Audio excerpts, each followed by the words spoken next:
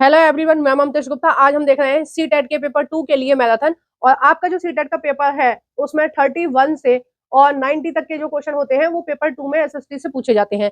जिन मतलब ये लगभग 60 क्वेश्चन हो गए और इन 60 क्वेश्चनों में से लगभग लगभग आपके 40 क्वेश्चन एनसीईआरटी बेस पूछे जाते हैं और 20 क्वेश्चन जो है वो आपके पेडागोजी से पूछे जाते हैं। तो ये जो 40 क्वेश्चन पूछे जाते हैं इनसे रिलेटेड हम ये कर रहे हैं, मैराथन कर रहे हैं। और 2-3 पार्ट रहेंगे इस मैराथन के। उसके बाद हम क्या करेंगे, हम पेडागोजी 20 नंबर वाली करेंगे। ठीक है, फिर हम 20 नंबर जो पेडागोजी के पूछे जाते हैं ना उनको कंप्लीट करेंगे। ठीक है, तो इसमें हम क्या देखेंगे, इसमें देखेंगे एनसीईआरटी से रिलेटेड जो भी पूछे गए हैं। और आपकी बुक में एनसीईआरटी, आपके पेपर में एनसीईआरटी से बाहर कुछ नहीं आता है, पूरी की पूरी एनसीईआरटी बुक ही पूछी जाती हैं। कौन कौन सी क्लास की, मैं कई बार आपको बता चुकी हूँ, 6, 7 और 8 क्लास की। और अभी तक आपने ये बुक्स नहीं करी है तो शॉर्ट में आप कर सकते हैं। कैसे कर सकते हैं, मैंने अपने इसी यूट्यूब चैनल पर सारी की सारी एनसीईआरटी बुक की प्लेलिस्ट डाल रखी है। ठीक है, 6, 7, 8 क्लास की हिस्ट्री की एमसीक्यू वाली प्लेलिस्ट देख लेना। 6, 7, 8 क्लास की ज्योग्राफी की वाली एमसीक्यू की प्लेलिस्ट देख लेना। उसी तरह पॉलिटी की भी पूरी की पूरी प्लेलिस्ट देख लेना। ठीक है, और अगर उसके एमसीक्यू की पूरी प्लेलिस्ट की आपको पीडीएफ चाहिए, ठीक है, एमसीक्यू की पीडीएफ चाहिए, तो वो आप मुझसे ले सकते हैं। और उसके लिए नंबर है आपका 8828778918। ठीक है, ये मेरा व्हाट्सएप नंबर है। इस नंबर पर आप मुझसे पीडीएफ ले सकते हैं। और पर बुक का 20 रुपीज रहेगा। ठीक है, कितना रुपीज? 20 रुपीज रहेगा पर बुक का। ठीक है, तो आप मुझसे ये ले सकते हैं। आइए हम शुरू कर रहे हैं। हम शुरू कर रहे हैं क्वेश्चन नंबर 1 से। लगभग हम 200 क्वेश्चन इसमें कंप्लीट करने की कोशिश करेंगे मैराथन में। ठीक है, क्वेश्चन नंबर है 1। भीमबेटका के पुरा स्थल भारत के किस राज्य में पाए जाते हैं? तो भीमबेटका की गुफा कहाँ पाई जाती है? महाराष्ट्र, सॉरी, मध्य प्रदेश में। ठीक है, नेक्स्ट क्वेश्चन हम देख रहे हैं क्वेश्चन नंबर 2। निम्नलिखित निम्नलिखित गुप्त वंश के राजाओं को कालक्रम के अनुसार व्यवस्थित कीजिए। देखो, ये गुप्त वंश के जो राजा थे वो लगभग 10 थे। ठीक है, वो आपको 10 याद होने चाहिए। ठीक है, अगर हम बात करें गुप्त वंश के शासन की शुरुआत किसने करी थी, तो श्रीगुप्त ने करी थी। और लास्ट के जो राजा थे वो स्कंदगुप्त थे। ठीक है, तो आप इसी से आइडिया लगा सकते हैं कि ए पर कौन आएगा। ए पे आएगा आपका, ए शुरू में होगा, सी जो होगा वो लास्ट में होगा। ठीक है, इसी में है, आपके डी ऑप्शन में ही है। ठीक है, तो ये ट्रिक है जिस ट्रिक से आप किसी भी क्वेश्चन को सॉल्व कर सकते हैं। ठीक है, तो नंबर 1 पे आएगा श्रीगुप्त, फिर आएगा समुद्रगुप्त, और फिर आएगा आपका चंद्रगुप्त सेकंड, और फिर आएगा आपका स्कंदगुप्त। तो सही आंसर कौन सा हो जाएगा? 4th हो जाएगा। नेक्स्ट क्वेश्चन हम देख रहे हैं, क्वेश्चन नंबर है 3। अभिकथन है ए। अब एक मिनट, अभिकथन है ए, अल-बरूनी ने किताब उल हिंद लिखी। बिल्कुल सही बात है। अल किसने लिखी थी? किताब उल हिंद अल-बरूनी ने लिखी थी। ठीक है, नेक्स्ट है इसमें कारण है आर, गजनी का सुल्तान महमूद अपने द्वारा जीते गए लोगों के बारे में कई बातें जानता था।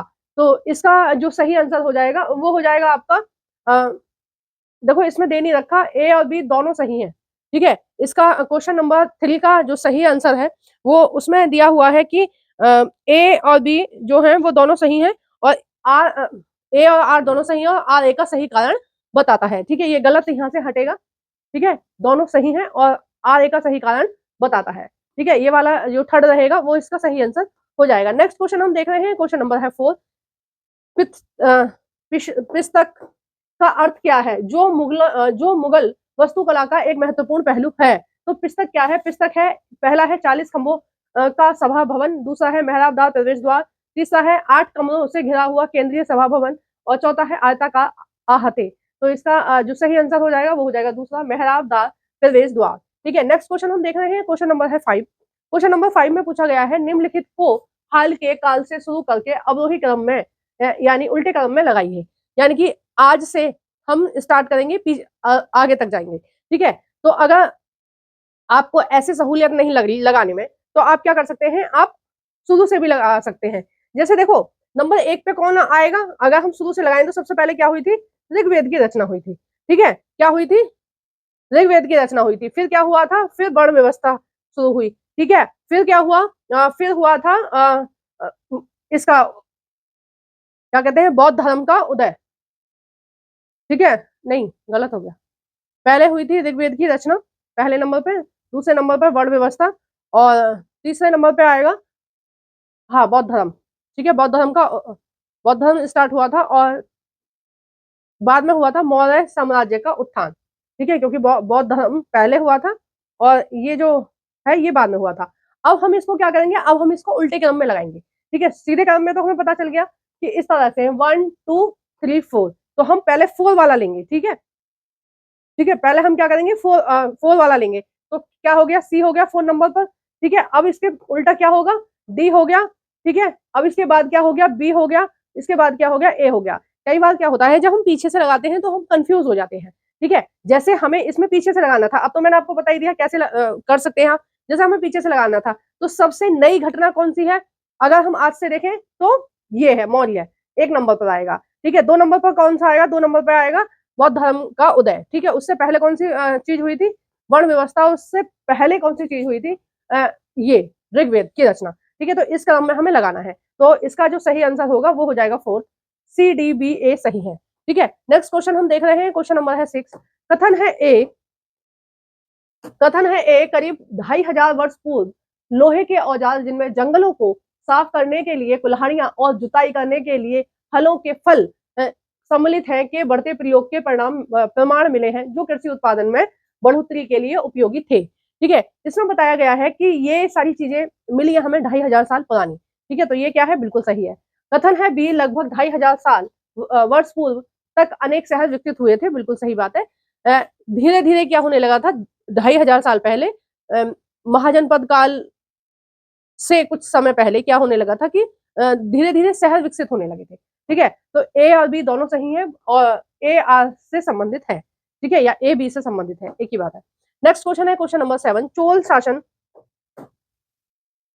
चोल शासन में भूमि के प्रकार का सही विकल्प के साथ मिलान कीजिए, ठीक है। ये भूमि के प्रकार दे रखे हैं और ये इनसे संबंधित भूमियां दे रखी हैं। देखो ये जो है ये चोल काल का है। चोल काल मेनली कहाँ था, चोल काल था कोरोमंडल तट यानी कि तमिलनाडु के आसपास, ठीक है, इनका शासन चलता था चोलों का। तो चोल काल में क्या होता था, जो भूमियां दान में दी जाती थी उनके बारे में यहाँ विवरण दिया है, ठीक है। तो कौन सी भूमि किससे संबंधित थी उसके बारे में बताया गया है। जैसे बेल्लार बेमलन बेबलन बगाई, बेबलन बगाई किससे संबंधित है, बेबलन बगाई का संबंध है गैर ब्राह्मण किसान स्वामियों की भूमि, यानी कि ऐसे लोग जो ब्राह्मण नहीं थे उनको जब दान में दी जाती थी तो उसको ये बोलते थे, ठीक है। बी है इसमें ब्रह्मदेव, ब्रह्मदेव का संबंध किससे है, ब्रह्मदेव का संबंध है ब्राह्मणों को उपहार में दी गई भूमि, ठीक है। जब ब्राह्मणों को दान में दी जाती थी तो इसको ये बोलते थे। सी है साला भोग, साला भोग का संबंध किससे है, साला भोग का संबंध है दूसरे से, किसी विद्यालय के रख रखाव के लिए दी गई भूमि, ठीक है। नेक्स्ट है इसमें देवदान, ठीक है। देवदान से क्या मतलब होता है, देवों के लिए दिया गया दान, यानी कि मंदिर के लिए दिया गया दान। तो सही आंसर कौन सा हो जाएगा, दूसरा। नेक्स्ट क्वेश्चन हम देख रहे हैं क्वेश्चन नंबर 8। अभिकथन है ए 1765 के बाद बंगाल की अर्थव्यवस्था से संकट से कारीगरों और किसानों पर बुरा प्रभाव पड़ा। 1765 में क्या हुआ बंगाल की जो अर्थव्यवस्था थी, बंगाल जो प्रांत था उसकी जो अर्थव्यवस्था थी वो डगमगाने लगी, ठीक है। वहां पर संकट का काल शुरू हो गया। बाद में क्या हुआ, कारीगरों का उत्पादन गिर गया और खेती चौपट होने की दिशा में अग्रसर थी। 1770 में पड़े अकाल से बंगाल में 1 करोड़ लोगों की मौत हो गई। कितने लोग मर गए, 1 करोड़ लोग मर गए, ठीक है। तो ये जो दिया हुआ है ये बिल्कुल सही दी हुई है बात कि ऐसा हुआ था, ठीक है। कारण है यार ऐसा क्यों हुआ, बंगाल की दीवानी मिलने के बाद, बंगाल की दीवानी मतलब टैक्स वसूल करने का अधिकार, ठीक है। अंग्रेजों को जब बंगाल के टैक्स वसूल करने का अधिकार मिला, कब मिला था, 1765 में मिला था, ठीक है। कब मिला था, 1765 में जो युद्ध हुआ था, ठीक है। उसके बाद उनको क्या मिल गया था, बंगाल की दीवानी का अधिकार मिल गया था।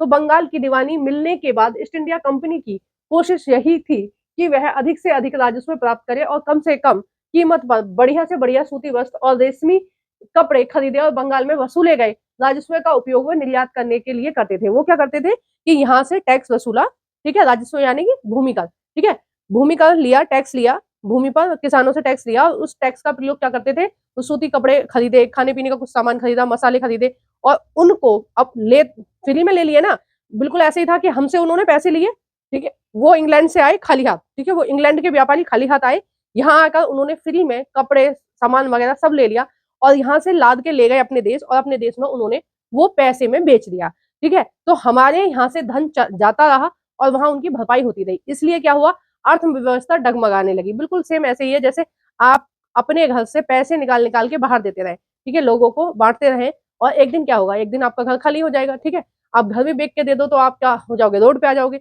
बिल्कुल सेम ऐसे ही क्या कर रहे थे, अंग्रेज हमारे साथ कर रहे थे। तो ए और बी दोनों सही है और आर ए की सही व्याख्या करता है, ठीक है।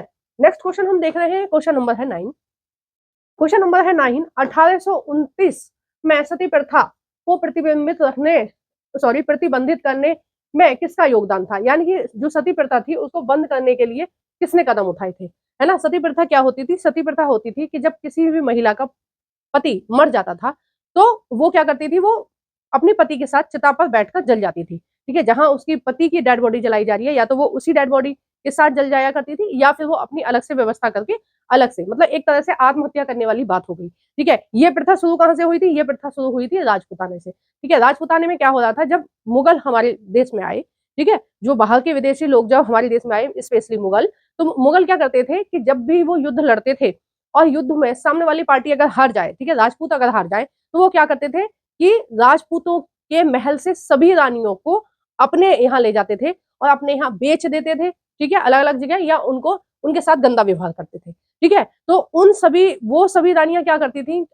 एक दो बार कई राज्यों में ऐसा हुआ, तो फिर उन रानियों ने क्या योजना बनाई कि अब हम सामूहिक रूप से आत्महत्या करेंगे, ठीक है। इसको हम ये मतलब सरल भाषा में बोल सकते हैं, वो एक बहुत ही पवित्र चीज है कि एक महिला अपनी आन मान शान बचाने के लिए अपना प्राण त्याग रही है, वो एक अलग चीज है, ठीक है, वो बहुत पवित्र चीज है।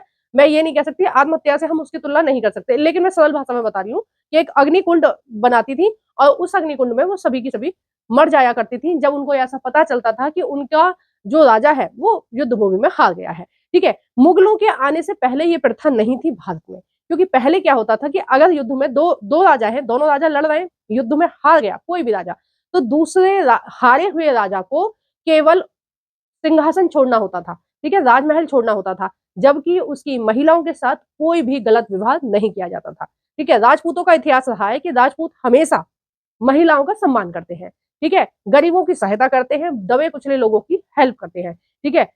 राजपूतों का इतिहास कहीं भी ये नहीं है कि उन्होंने महिलाओं के साथ कुछ भी गलत किया है। और इवन मैं हिंदू धर्म की बात करूं, ठीक है, भारत के आसपास के इलाके और भारत में हिंदू धर्म माना जाता था पहले, ठीक है, पहले के टाइम में। और हिंदू धर्म में जो महिलाएं हैं उनकी देवी की तरह उनको माना जाता है, ठीक है, महिलाओं को बहुत ज्यादा सम्मान दिया जाता है। तो पहले जो राजा महाराजा थे, वो अगर हरा देते थे दूसरी वाली पार्टी को, तो उसके घर की महिलाओं के साथ कुछ भी गलत नहीं करते थे, उनको बस महल से बाहर जाना होता था, ये शर्त होती थी, ठीक है, हारने के बाद। लेकिन यहाँ उल्टा था, जब हार जाओगे तो महल की सारी महिलाओं को उठा के ले जाएंगे और वो उनके साथ गलत व्यवहार करेंगे, बाद में उनको फेंक देंगे, ठीक है। तो इस अपमान से बचने के लिए, अपने आप को पवित्र रखने के लिए अग्निकुंड में कूद जाया करती थी। बाद में धीरे धीरे ये परंपरा आ गई, ठीक है, समाज में भी आ गई और समाज ने इस चीज को अपना लिया। तो ये प्रथा 1829 तक चली, ठीक है। बाद में जो राजा राम मोहन राय थे, राजा राम मोहन जो राय थे, उनकी एक भाभी विधवा हो गई थी, उनके ही परिवार की एक भाभी विधवा हो गई थी। तो जब उनकी भाभी विधवा हुई तब उनको रियलाइज हुआ कि एक महिला बिना मतलब के अपनी लाइफ को क्यों खत्म करे, ठीक है। तो उन्होंने ये कानून लेके आए कि सती प्रथा पर रोक, कि कोई भी महिला सती ना हो, ठीक है, अगर उसका पति मर जाए तो वो पूरे सम्मान के साथ रह सकती है, ठीक है, समाज में रह सकती है, उसको मरने की जरूरत नहीं है अब, ठीक है। बाद में ईश्वर चंद्र विद्यासागर ने इसी चीज को आगे बढ़ाते हुए कि महिलाओं को हम बचा तो लेंगे, क्योंकि पहले महिलाओं की शादी की 8-9 साल की उम्र में हो गई, ठीक है। कई बार कई उदाहरण ऐसे, हमारे गांव में भी एक दो उदाहरण है ऐसे, 10-12 साल की लड़की विधवा हो गई, ठीक है, 15 साल की लड़की विधवा हो गई।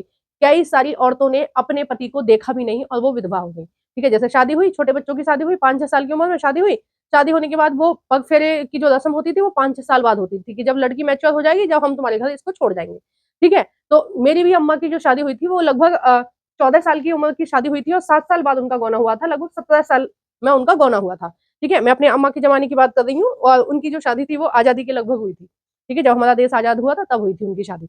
तो इस तरह से शादी हुआ करती थी। अब विधवा हो गई 17 साल की, 18 साल की, 19 साल की, 20 साल की, ठीक है, एक तरह से टीन एज से भी पहले विधवा हो जाती थी। अब उनके पास बच्चा भी नहीं है, कुछ नहीं है, वो ससुराल गई भी नहीं है, ठीक है। शादी के बाद वो अपने पीहर में ही रहती थी 4-5 साल, जब तक वो मैच्योर ना हो जाए, ठीक है। तो इस दौरान अगर वो विधवा हो जाएंगी तो पूरे जीवन उनको ऐसे ही रहना पड़ता था, ठीक है। एक उदाहरण मेरे घर में भी है इस तरह का। मेरी मम्मी की जो पर अम्मा थी, ठीक है, अम्मा की पर अम्मा, ठीक है, वो जो थी वो लगभग 16 वर्ष की उम्र में विधवा हो गई थी, ठीक है, कितने में, 16 वर्ष की उम्र में विधवा हो गई थी और पूरी जिंदगी उन्होंने शादी नहीं करी और वो ऐसे ही रही। उस समय उनके पास केवल एक बेटा था, ठीक है, 16 साल की लड़की के पास एक बेटा था और उसने पूरा जीवन उस लड़के के साथ गुजार दिया। ठीक है, मतलब माँ बेटे में कितना अंतर रहा होगा, 16 साल की विधवा हुई तो 15 साल का अंतर होगा, मतलब 15 साल की उम्र में वो माँ बन गई थी। ठीक है, तो ये सारी चीज को खत्म करने के लिए ईश्वर चंद्र विद्यासागर ने एक नई चीज लेके आए कि विधवा पुनर्विवाह, जो औरतें विधवा हो गई हैं उनको सती प्रथा नहीं करनी है, ठीक है, मरना नहीं है। ये किसने बोला, राजा राम मोहन राय ने नियम लेके आए। ठीक है, चंद्र विद्यासागर ने बोला कि भाई दोबारा शादी कर सकते हैं। ठीक है, अगर विधवा हो गई है, अगर कोई शादी करना चाहे तो कर सकते हैं। ठीक है, तो ये वो लेके आए। ज्योतिराव फूले ने क्या किया, एसटी और एससी और बाकी महिलाओं के लिए पढ़ने की सुविधा कही। उन्होंने बोला कि भाई लड़कियों को पढ़ाओ, ऐसे घर में केवल घर का कामकाज करने के लिए ना रखा जाए। ठीक है, स्वामी दयानंद सरस्वती भी लड़कियों के पढ़ाने के पक्षधर थे और वो चाहते थे कि ज्यादा से ज्यादा संख्या में लड़कियां पढ़ें। और ये जो ज्योतिराव फूले थे ये छुआछूत के खिलाफ भी लड़ रहे थे, आंदोलन चला रहे थे, बिल्कुल उस तरह से जिस तरह से भीमराव अम्बेडकर जी ने चलाई। ठीक है, नेक्स्ट क्वेश्चन हम देख रहे हैं, क्वेश्चन नंबर है 10। 1927 से 1935 के बीच अम्बेडकर ने मंदिरों में प्रवेश के लिए 3 आंदोलन चलाए। कितने आंदोलन चलाए, 3 आंदोलन चलाए। बिल्कुल सही बात है कि उन्होंने कितने आंदोलन चलाए थे, 3 आंदोलन चलाए थे। ठीक है, कारण है, आज क्या कारण है, अम्बेडकर का मुख्य लक्ष्य था लोगों को अंग्रेजी शासन की शक्ति दिखाना। ठीक है, यहाँ पर टाइपिंग नहीं हुई है, शक्ति दिखाना। ठीक है, तो ये वाला कारण इनका नहीं था। ठीक है, तो इसका जो सही आंसर होगा वो होगा ए सही है और आर गलत है। ठीक है, तीसरा होगा। नेक्स्ट क्वेश्चन हम देख रहे हैं, क्वेश्चन नंबर है 11। निम्नलिखित सुधार आंदोलन का अनेक नेताओं के साथ सही मिलान कीजिए। कौन सा आंदोलन कौन से नेता संभाल रहे थे उसके बारे में हमें बताना है। ठीक है, पहला है मथुआ पंथ। मथुआ पंथ से रिलेटेड कौन से थे, मथुआ पंथ से रिलेटेड थे हरिदास ठाकुर। ठीक है, दूसरा है सत्य शोधक समाज। सत्य शोधक समाज से रिलेटेड कौन थे, ज्योतिराव फूले। ठीक है, आर्य समाज से रिलेटेड कौन थे, आर्य जो थे वो थे स्वामी दयानंद सरस्वती। और ब्रह्म समाज की स्थापना किसने की थी, राजा राम मोहन राय ने की थी। सही आंसर कौन सा हो जाएगा, 4th हो जाएगा। नेक्स्ट क्वेश्चन हम देख रहे हैं, क्वेश्चन नंबर है 12। क्वेश्चन नंबर 12 है और इसमें बोला गया है राष्ट्रवाद के उदय। देखो राष्ट्रवाद का उदय क्या है, जब लोग अपनी जिम्मेदारी समझने लगे कि ये जो भारत है ये हमारा है, ये अंग्रेजों का नहीं है, अंग्रेजों भारत खाली करो। ठीक है, जब लोगों के मन में ये आया कि ये हमारी सरजमीन है, ठीक है, राष्ट्रवाद बोलते हैं इसको। जैसे आजकल हम सबके मन में राष्ट्रवाद की भावना है। जैसे चाइना ने अटैक किया तो हमने क्या कहा, चाइना का सामान का बाइकआउट। ठीक है, टिकटॉक बाइकआउट, ठीक है, चाइनीज कोई भी सामान बाइकआउट, तो हमने बाइकआउट करना उसका शुरू कर दिया। तो क्या है, हमारे अंदर देश प्रेम की भावना है कि हम देश के लिए सब लोग एकजुट हैं और अगर देश पे कोई भी मुसीबत आती है तो सब लोग साथ में मिलकर लड़ेंगे देश के लिए। ठीक है, ये चीज, ये क्या है, ये राष्ट्रवाद है। ठीक है, अपने राष्ट्र के लिए समर्पित रहना, अपने राष्ट्र के लिए कुछ करना। ठीक है, अपने राष्ट्र की प्रगति के लिए सोचना। ठीक है, कुछ लोग इतने देशभक्त होते हैं कि उनको अगर अपने देश में 50,000 की सैलरी वाली कोई जॉब मिल रही है, ठीक है, और विदेश से उनके लिए बुलावा है कि 2 लाख रुपए महीने के हम तुम्हें देंगे, तो वो लोग 2 लाख को छोड़ के 50,000 रुपए चुनते हैं। ठीक है, बहुत बहुत देशभक्त लोग हैं अपने ही देश में, तो ऐसा भी कई लोग करते हैं। ठीक है, तो मेरे कहने का मतलब है कि राष्ट्रवाद का मतलब होता है अपने देश के प्रति समर्पण, अपने देश से प्रेम करना, अपने देश की प्रगति के लिए करना। ठीक है, अपने लोगों को सुरक्षित रखना, इसको बोलते हैं राष्ट्रवाद। तो राष्ट्रवाद का उदय जब हुआ था तभी से हमारे देश में क्रांति की शुरुआत हो गई थी। ठीक है, उदय हो गया मतलब लोगों को पता चल गया कि भारत हमारा देश है, अंग्रेजों का नहीं है, अंग्रेजों को बाहर भगाओ। ठीक है, भगाना तो बहुत सारे लोगों को था लेकिन फिलहाल यहाँ पर अंग्रेजों तक बात होगी। ठीक है, मजाक कर रही हूँ मैं, कुछ लोग जो देशभक्त नहीं है उनको नहीं रहना चाहिए देश में। क्वेश्चन नंबर है 12। राष्ट्रवाद के उदय के बारे में दिए गए कथनों को पढ़िए तथा सही विकल्प का चयन कीजिए। कथन है 1, 1885 ईस्वी में भारतीय राष्ट्रीय कांग्रेस की स्थापना हुई। बिल्कुल सही बात है, किसने की थी, ए.ओ. होम ने की थी।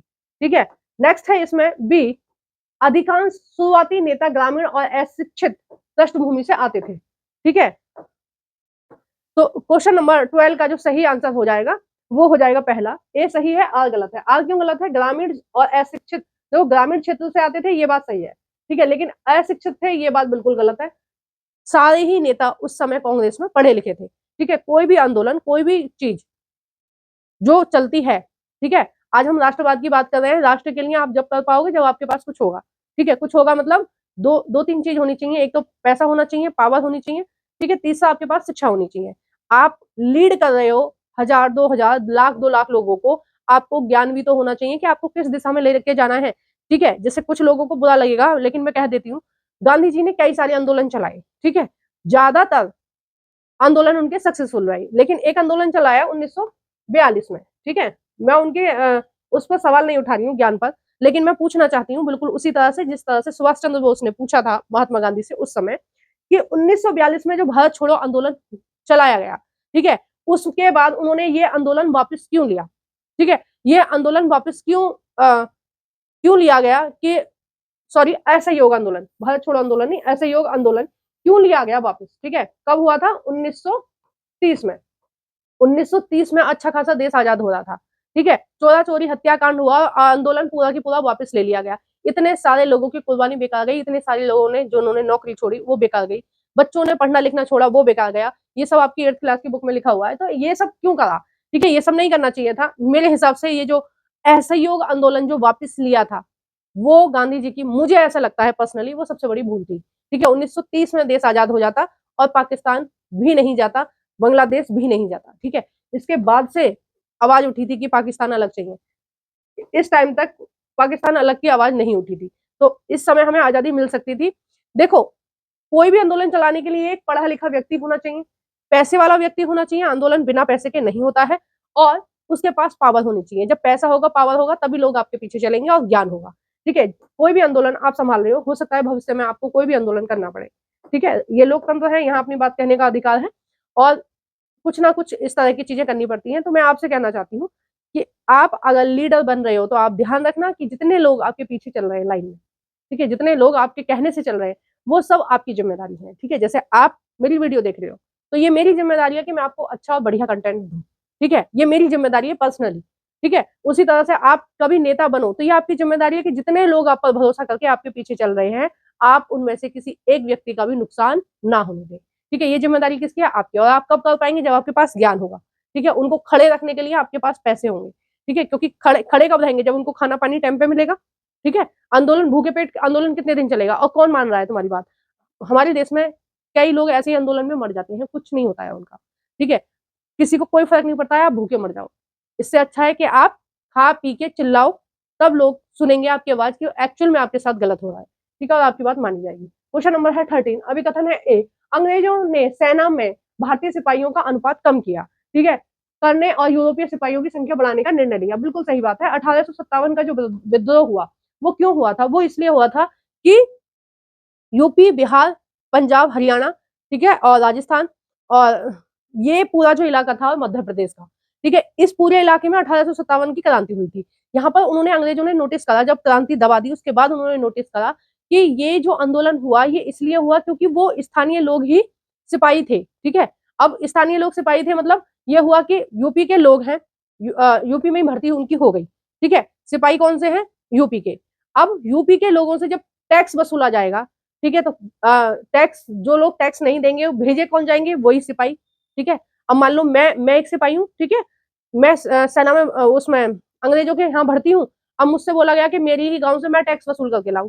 ठीक है, अब मैं कितनी भी कोशिश करूं, लेकिन मेरे से ये नहीं होगा कि मैं अपने चाचा ताऊओं के अगेंस्ट जाऊं, उन्हें पकड़ के लाऊं, उनके ऊपर लाठी चलाऊं। ठीक है, ये तो मैं नहीं कर सकती। ठीक है, मैं अपने ही गांव के लोगों के ऊपर, जिनकी गोद में मैं खेली हूँ, जिन्होंने मुझे खिलाया पिलाया है, बड़ा किया है, उनके साथ में अत्याचार करूं, ऐसा तो नहीं होगा। तो यही हुआ था 1857 की क्रांति में। जब अंग्रेजों ने लोगों के ऊपर अत्याचार करना शुरू किया, तो जो सिपाही थे, जो पुलिस थी, वो नाराज हो गई, क्योंकि उनके ही घर वालों के ऊपर अत्याचार करोगे तो कौन पुलिस खुश रहेगी। ठीक है, तो उन्होंने बोला कि हम अपने लोगों के ऊपर अत्याचार सहन नहीं करेंगे, और उल्टा उन्होंने क्या किया कि अंग्रेजों का आदेश मानने से मना कर दिया, और अंग्रेजों के खिलाफ ही हथियार उठा लिए। और जो मंगल पांडे वाली जो टुकड़ी थी उसने यही काम किया। तो बाद में अंग्रेजों को अकल आ गई, उन्होंने बोला कि अब यहाँ के लोगों की भर्ती नहीं करेंगे, नहीं तो फिर ऐसा विद्रोह होगा, फिर ये हमको मारेंगे। तो अब क्या करेंगे, हम इन सारे स्टेट, जिन सारे स्टेटों में विद्रोह हुआ, उन सारे स्टेटों में जो पुलिस वाले रहेंगे वो यूरोप से लेके आएंगे हम। ठीक है, अपने इंग्लैंड से लेके आएंगे। यहाँ के लोगों की भर्ती नहीं करेंगे, क्योंकि यहाँ के लोगों की भर्ती कर ली तो 1857 की में जो हमारे साथ मारपीट हुई वो फिर दोबारा होगी। तो ये डिसीजन इसलिए लिया गया। कारण है मई 1857 में ईस्ट इंडिया कंपनी के सिपाहियों ने कई जगह बगावत की। ठीक है, ईस्ट इंडिया कंपनी के सिपाही कौन थे? वो यूपी बिहार के जो भर्ती हुए थे वो लोग। ठीक है, और समाज के विभिन्न तबकों के लोग विद्रोही तेवरों के साथ उठ खड़े हुए थे। ठीक है, तो 13 का जो सही आंसर हो जाएगा वो हो जाएगा सी। ए और आर दोनों सही है, आर ए का सही कारण है। ठीक है, नेक्स्ट क्वेश्चन हम देख रहे हैं, क्वेश्चन नंबर है 14। अभिकथन है ए,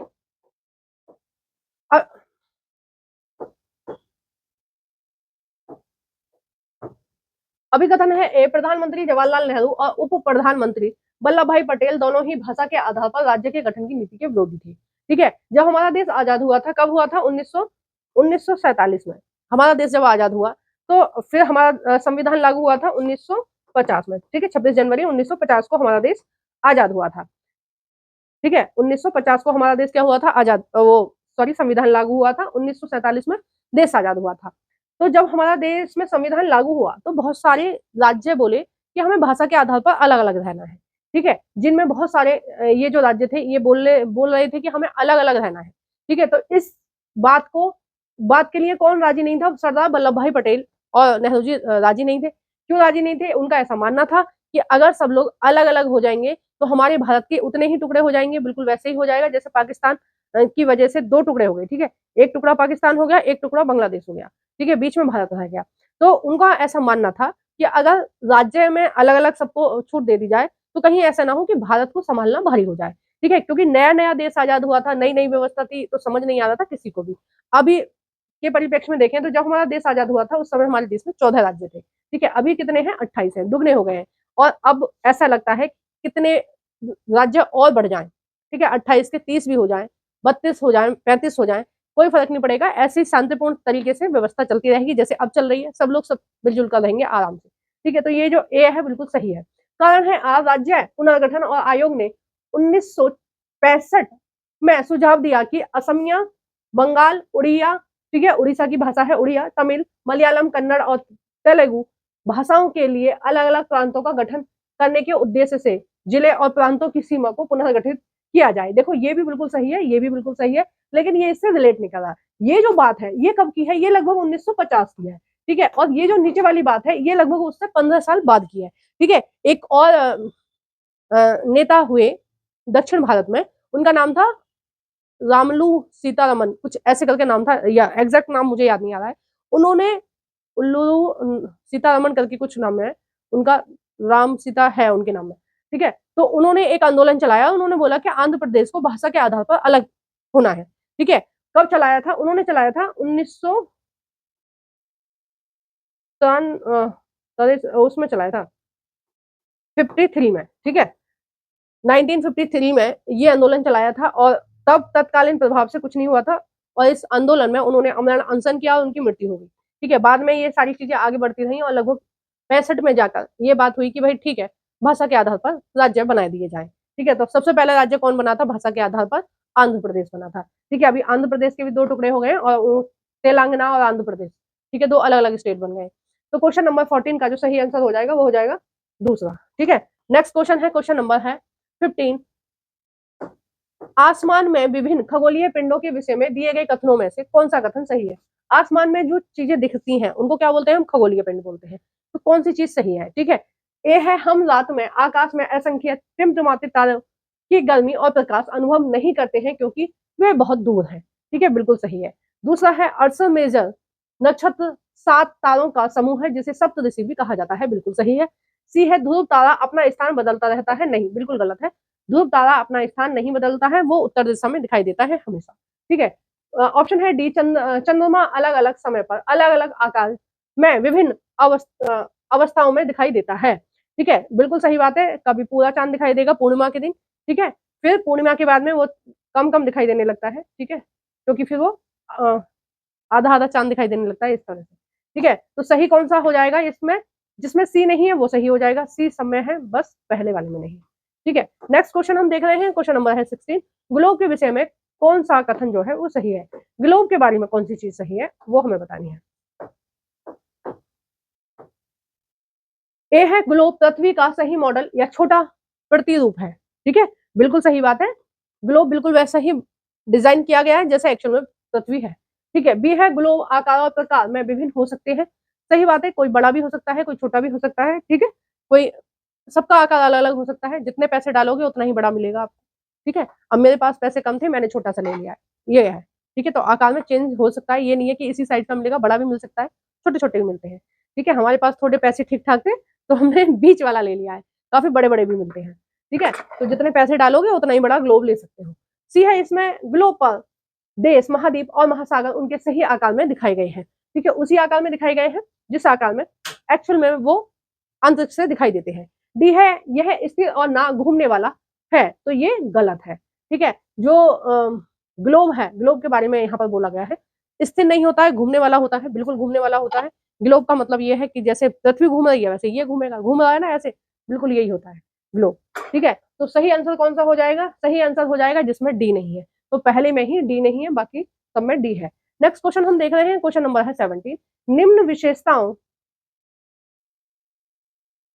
विशेषताओं से पृथ्वी के ताप कटिबंध की पहचान कीजिए। ठीक है, पृथ्वी पर 3 तरह के ताप कटिबंध होते हैं। ठीक है, ये है 0 डिग्री अक्षांश, ठीक है, 23.5 डिग्री उत्तर कर्क रेखा, 23.5 डिग्री दक्षिण मकर रेखा। ठीक है, कर्क और मकर रेखा के बीच में क्या होता है?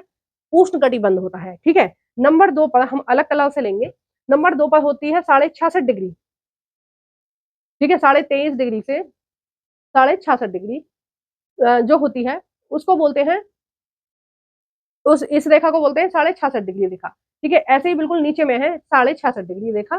ठीक है, और यहाँ का जो इसको जो बोलते हैं, इस टाइम जोन को बोलते हैं शीतोष्ण कटिबंध। ठीक है, और ऊपर वाले को बोलते हैं शीत, है ना। अब मैंने तीनों कटिबंध बता दिया, अब आपको देखना है कि कौन सी विशेषता से संबंधित है ये।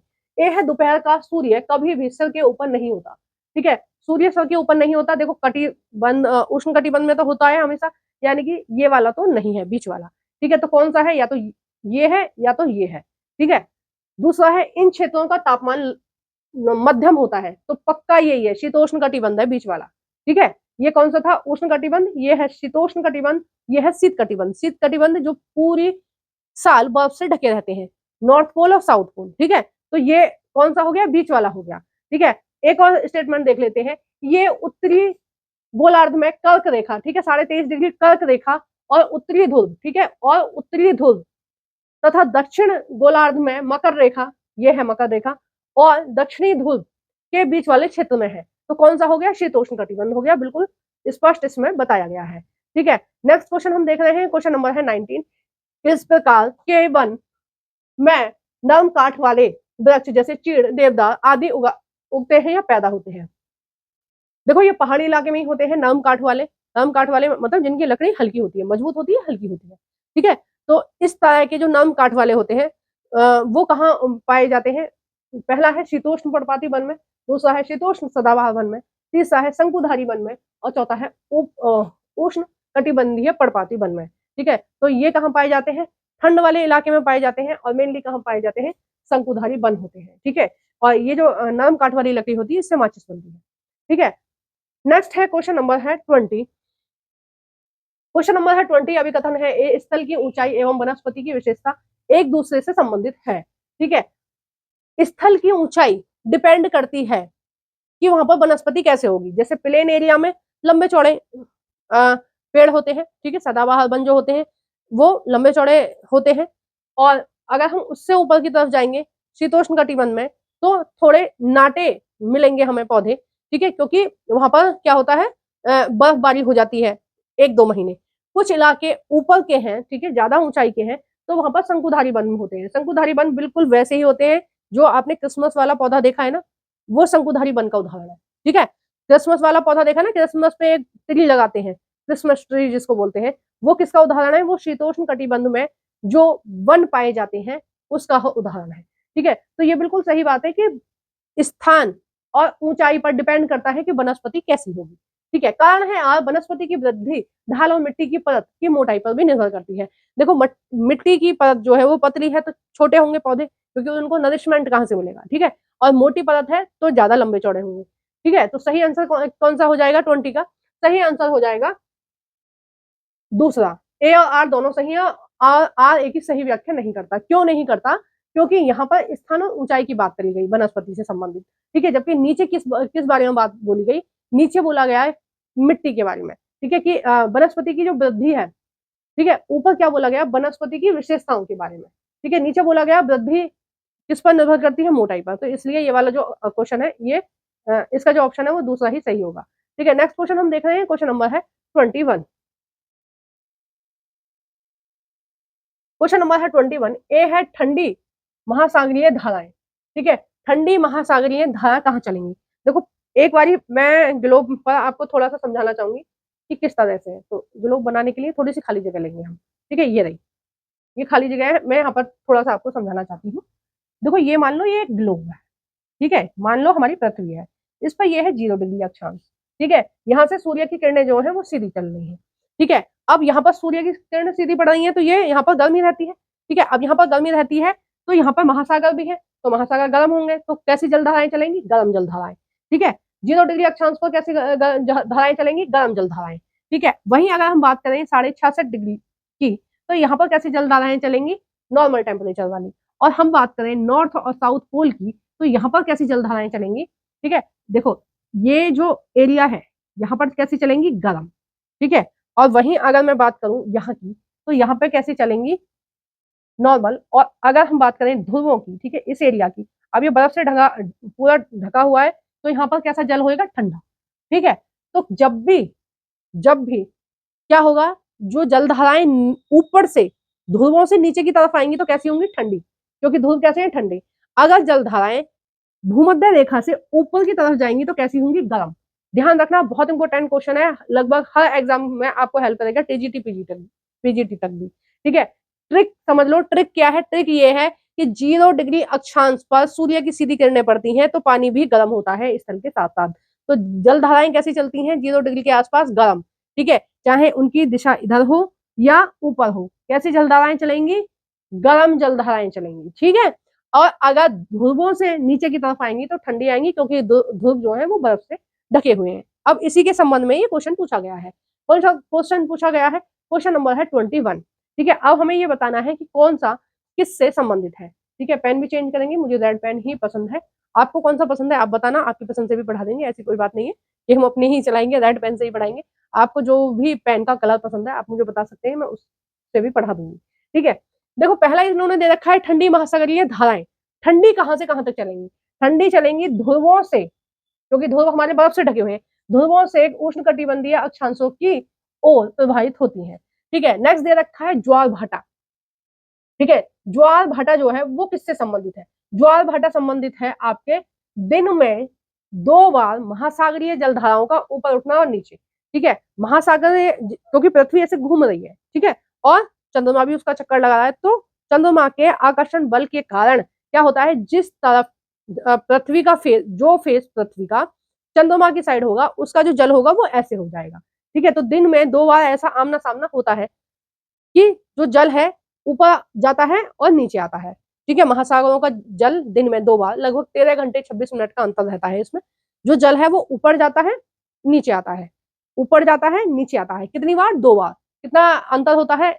एक बार ऊपर जाने में और नीचे आने में। ठीक है, फिर दोबारा ऊपर जाने में और दोबारा नीचे आने में कितने घंटे का अंतर होता है? लगभग 13 घंटे 26 मिनट का अंतर होता है। ठीक है, तो समझ में आ गया। तरंगे क्या होती हैं? तरंगे होती हैं महासागर में की सतह पर एकांतर नियम से जल का उठना और गिरना। ठीक है, तरंगे कैसे चलती हैं? कभी भी आप देखना, नदी का पानी भी कैसे चलेगा? ऐसे। ठीक है, ऊपर आपको छोटी छोटी तरंगे दिखेंगी इस तरह से। ठीक है, नदी में भी ऐसे चलती है ना, धीरे धीरे से ऐसे ऐसे चलता रहता है पानी, कल कल कल कल आवाज आती रहेगी, ऐसे चलता रहेगा। ज्वार भाटा में और तरंगों में यही अंतर होता है, तरंगे ऐसे धीरे धीरे चलती रहती हैं, वो आपको दिखाई देंगी। ज्वार भाटा एकदम से पानी आएगा, ऊपर जाएगा और फिर नीचे आएगा, उसको बोलते हैं ज्वार भाटा। ज्वार भाटा और तरंगों में अंतर होता है क्या? ज्वार भाटा में समुद्र का सारा पानी ऊपर की तरफ प्रेशर मारेगा, फिर नीचे आ जाएगा, ऊपर की तरफ उठेगा तो ज्वार, नीचे की तरफ जाएगा तो भाटा। ठीक है, ज्वार भाटा होता है ये। तरंगे क्या होती है? इस तरह से चलती रहती है समुद्र में। ठीक है, ये सारे टाइम में चलती रहती है। डी है गर्म महासागरीय धाराएं। अब गर्म महासागरीय धाराएं कहाँ उत्पन्न होंगी? भूमध्य रेखा के आसपास। भूमध्य रेखा यानी कि 0 डिग्री। क्यों होंगी भाई? क्योंकि वहां सूर्य की सीधी किरणें पड़ रही हैं। ऑप्शन नंबर कौन सा सही हो जाएगा? फोर्थ। ठीक है, कौन सा सही हो जाएगा? फोर्थ। नेक्स्ट क्वेश्चन है, क्वेश्चन नंबर है 22। मानसूनी पवने किन्हें कहते हैं? या कौन सी होती है? मानसूनी पवने होती है मौसमी पवने। ठीक है, मौसमी पवने यानी कि एक समय उनका निर्धारित होता है मानसूनी पवनों का। जैसे भारत में कब आती हैं? लगभग 1 जून को केरल की तट पर आती हैं। ठीक है, 10 तारीख के आसपास ये 10 से 15 के बीच में महाराष्ट्र पहुंचती हैं, ठीक है। और अगर हम यूपी, बिहार, दिल्ली की बात करें तो लगभग 20 से 25 जून को यूपी, बिहार तक पहुंच जाती हैं और जुलाई से ठंडक होना शुरू हो जाती है, यानी कि बारिश होना शुरू हो जाती है लगभग पूरे भारत में, ठीक है। तो मौसमी पवनें, मानसूनी पवनें जो होती हैं वो मौसमी पवनें उनको बोलते हैं, क्योंकि मौसम में ही आती हैं। फिक्स है टाइम, जुलाई के शुरू में या जून के लास्ट में ही आएंगी, ठीक है। वही टाइम है मानसून का आने का।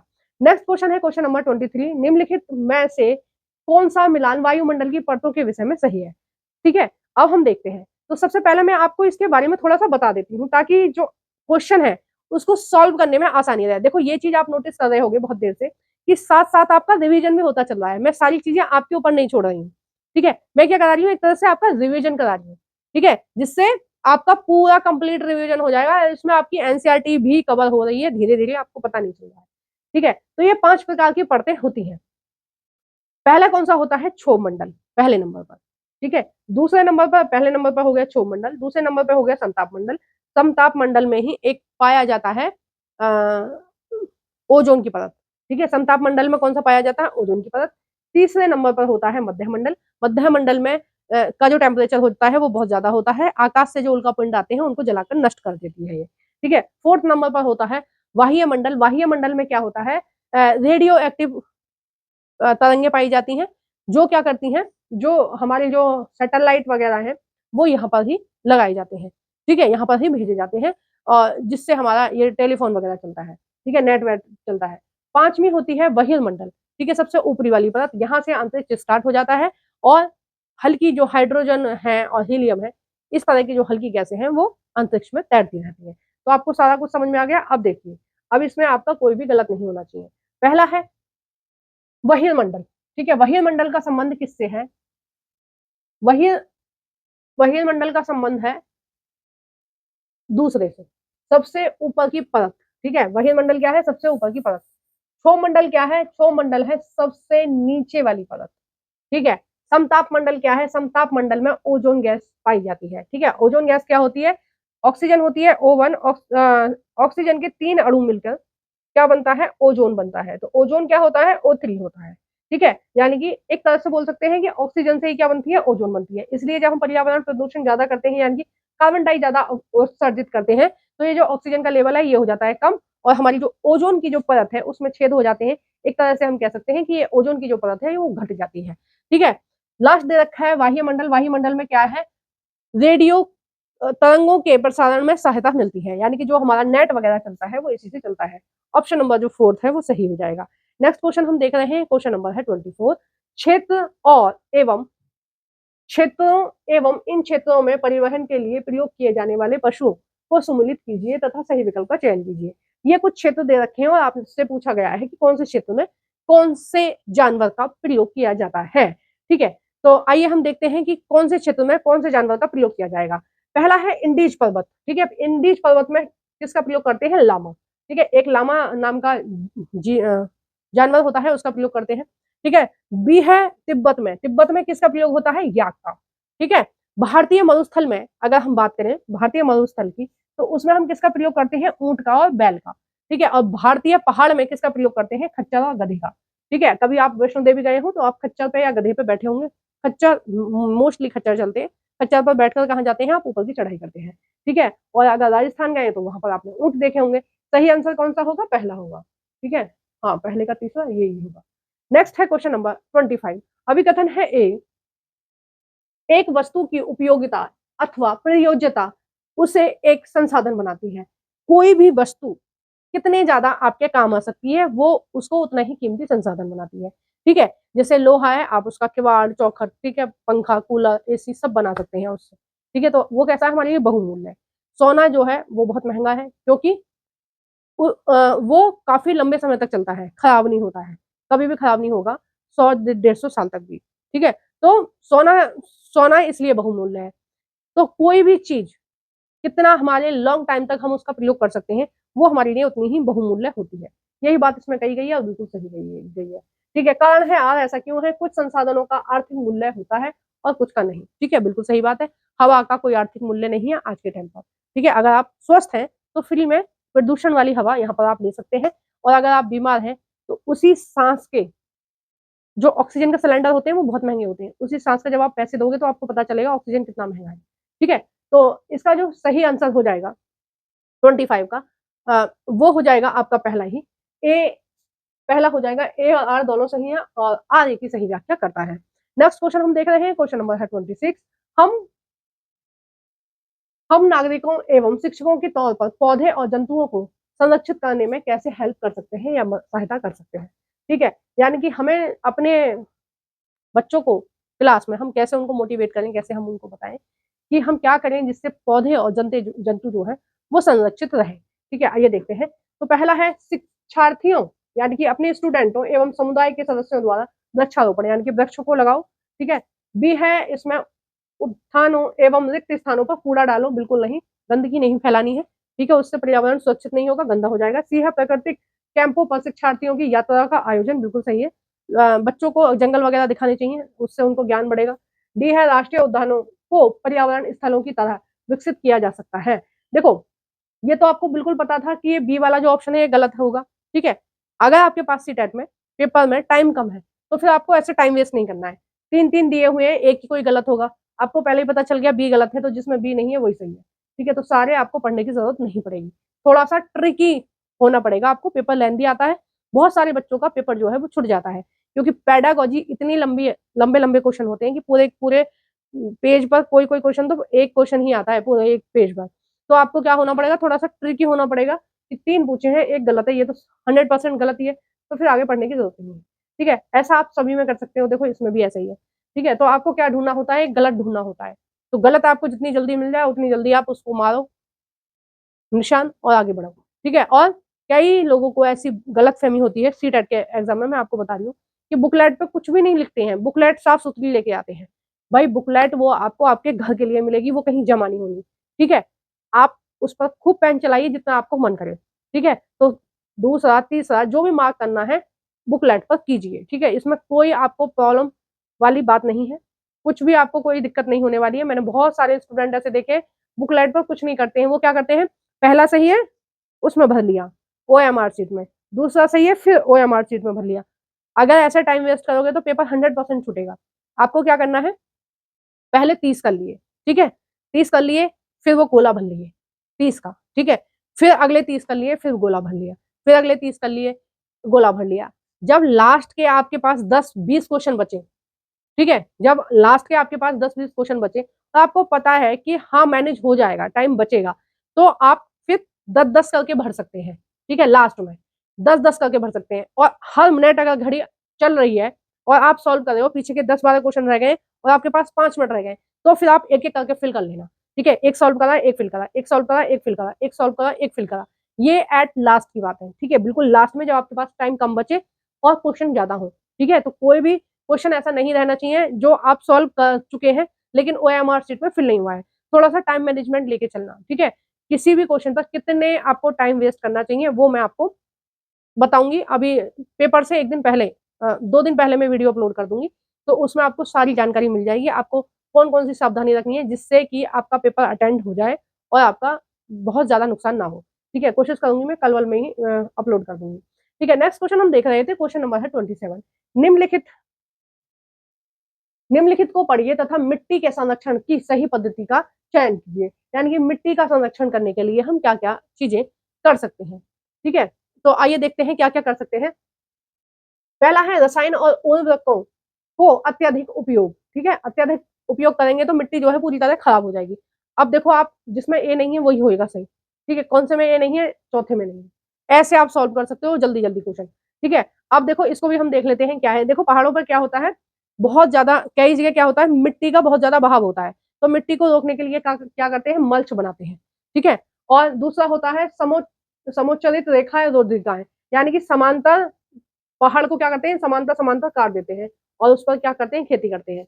और कुछ क्षेत्र ऐसे होते हैं जहां पर जो समुद्र से लगे होते हैं, ठीक है, जो तटीय क्षेत्र होते हैं, वहां पर क्या होता है, हवाएं हवाएं जो होती हैं बहुत तेज चलती हैं, तो मिट्टी को काट देती हैं, तो वहां पर क्या करते हैं, रक्षा मेख लगाते हैं।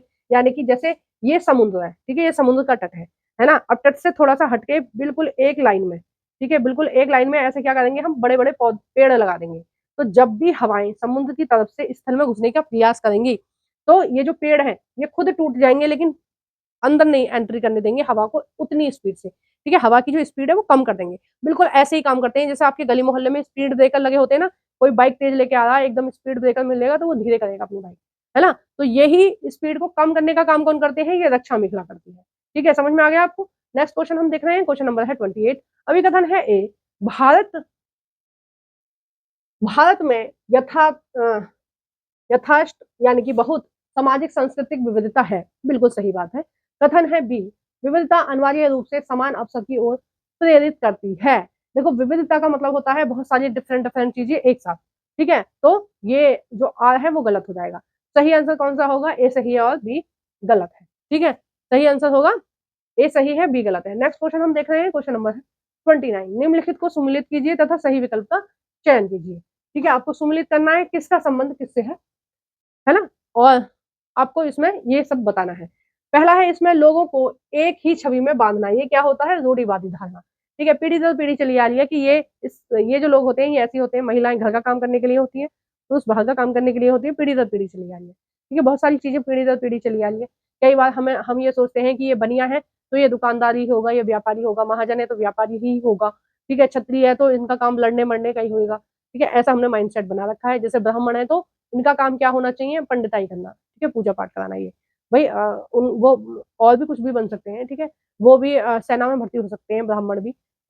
ब्राह्मण भी शिक्षक तो होते ही हैं, ज्यादातर मात्रा में शिक्षक ब्राह्मण होते थे पहले, आज भी होते हैं ज्यादा मात्रा में, क्योंकि देखो परंपरा रही है पहले से ही उनकी जाति में पढ़ने लिखने की को ज्यादा प्रमोट किया जाता है, जन्म से ही पढ़ना लिखना सिखाया जाता है, और आज भी वो चीजें हैं। अब जो आदमी पढ़ेगा और 100% वो पॉपुलेशन पढ़ रही है उस जाति की, तो क्या होगा, वो आगे ही बढ़ के आएंगे। तो ये क्या है, रूढ़िवादी धारणा है कि हमने पहले से सोच रखा है कि ब्राह्मण है तो पंडिताई करता होगा, बनिया है तो व्यापारी होगा, ठीक है, क्षत्रिय है तो इसका काम लड़ने मरने का है, देश के लिए देश की रक्षा करने का है, तो सेना में भर्ती होगा या फिर फौज में भर्ती होगा। ठीक है, और कई सारी कास्ट भी है। अब मैं SC OBC के ऊपर नियम भी बन गए इतने सारे कि अब मैं कास्ट के नाम भी नहीं ले सकती। यहाँ मैंने कास्ट का नाम लिया, किसी बच्चे को बुरा लग गया, मेरे ऊपर एक्ट लगा देगा। मैं ऐसा भी नहीं कर सकती हूँ। चलो बी देखते हैं, दूसरे लोगों को नकारात्मक रूप से देखना या मानना। ठीक है, तो इसका क्या होता है, पूर्वाग्रह, यानी कि पहले से ही धारणा बना लेना। ये रूढ़िवादी जो धारणा है ये पीढ़ी दर पीढ़ी ट्रांसफर होती है। पूर्वाग्रह क्या है, हम तुरंत बना रहे हैं। जैसे कोई लड़की सामने से आ रही है, ठीक ठाक कपड़े पहन रखे हैं, हमें लगेगा अरे बड़ी इंटेलिजेंट होगी, बड़ी सुंदर सी है, ठीक है, हो सकता है उसने भेजा ही ना हो, ठीक है, बिल्कुल थर्ड क्लास हो।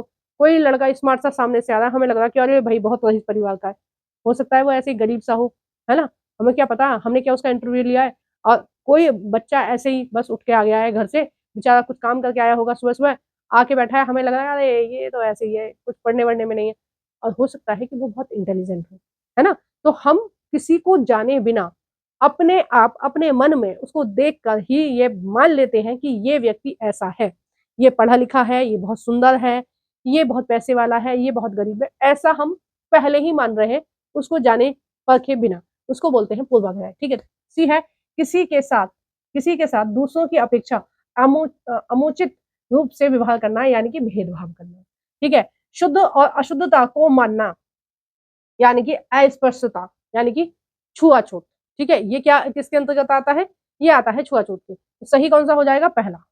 ठीक है, नेक्स्ट है क्वेश्चन नंबर 30। अच्छा, एक बहुत बड़ी तरह से बहस चल रही है यूजीसी पर, जीसी पर। ठीक है, एक नया नियम आया है यूजीसी, जिसमें बोला गया है कि जर्नल के बच्चे जो विश्वविद्यालयों में पढ़ते हैं उन पर यूजीसी एक्ट लगाया जाएगा अगर वो किसी भी ओबीसी, एसटी या एससी से किसी भी तरह से अभद्र तरीके से बात करते हैं या जाति सूचक शब्दों का प्रयोग करते हैं। ये कहाँ तक सही है कहाँ तक गलत है, प्लीज आप मुझे कमेंट बॉक्स में बताओ। ठीक है, मेरे हिसाब से ये पूरी तरह से गलत है।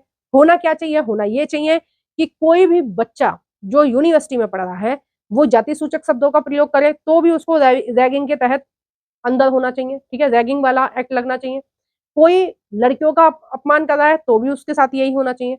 कोई और कुछ गलत व्यवहार कर रहा है तो भी उसके साथ रैगिंग वाला केस मानकर ही काम करना चाहिए। क्योंकि रैगिंग का क्या मतलब है कि बच्चे को जबरदस्ती आप डिमोटिवेट कर रहे हो या उसको गलत करने के लिए बोल रहे हो या उसको प्रताड़ित कर रहे हो इस आधार पर कि वो नया स्कूल में आया है। ठीक है, तो इस रैगिंग का जो दायरा है वो थोड़ा सा बढ़ा देना चाहिए कि भाई किसी भी बच्चे को आप गलत फील नहीं कराओगे, गलत फील कराओगे तो आपको सजा होगी।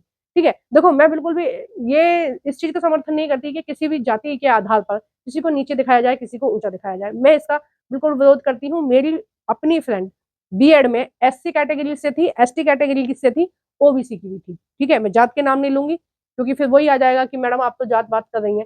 ठीक है, तो तीनों कैटेगरी से थी, जनरल की भी थी। ठीक है, एक पंजाबी थी मेरी फ्रेंड। तो हमने कभी ये जानने की कोशिश ही नहीं करी कि भाई तुम्हारी कौन सी जात है, क्या है। वो सारी चीजें भी हमें बाद में पता चली जब फॉर्म भरे गए। ठीक है, तो हमें पता चला ये एससी से है, ये ओबीसी से है, ये उससे है। तो और हम लोग आपस में ऐसे ही बात करते थे, पागल है क्या, तुझे इतनी अकल नहीं है, ऐसे ये नॉर्मल बात है ना। ऐसी बात करते हैं ना दोस्तों में, और कैसे बात करते हैं। अब ये वाला नियम अब आया है, अब उनमें से किसी की भावना आहत हुई हो। मेरी तो बहुत ही गंदी आदत थी कि मैं माँ की बात करती थी जब मैं कॉलेज में थी, बीएड में थी। तो ऐसे माँ की बात कर रही, ओए सुन रही है क्या, ऐसे करके बात करने की मेरी आदत थी। अब पता नहीं किसी का मन आहत हो जाए इस ये जो सिचुएशन है। अब कोई भी जनरल की लड़की डरेगी कि वो एससी एसटी से अब दोस्ती ना करे। ठीक है, अब हम लोग ऐसे फ्रेंकली बात करते थे, वो भी मेरे को ऐसे बोलती थी तू पागल है, तेरे को ये नहीं पता। और बोलती थी कि बनिए ऐसे होते हैं, वैसे होते हैं, कंजूस होते हैं। हम भी उनको कुछ भी बोलते थे, जैसे वो भाई मजाक के तौर पे कुछ भी बोलते हैं ना, वो भी तो हमें बोल रही है तो हम भी उनको बोल सकते हैं।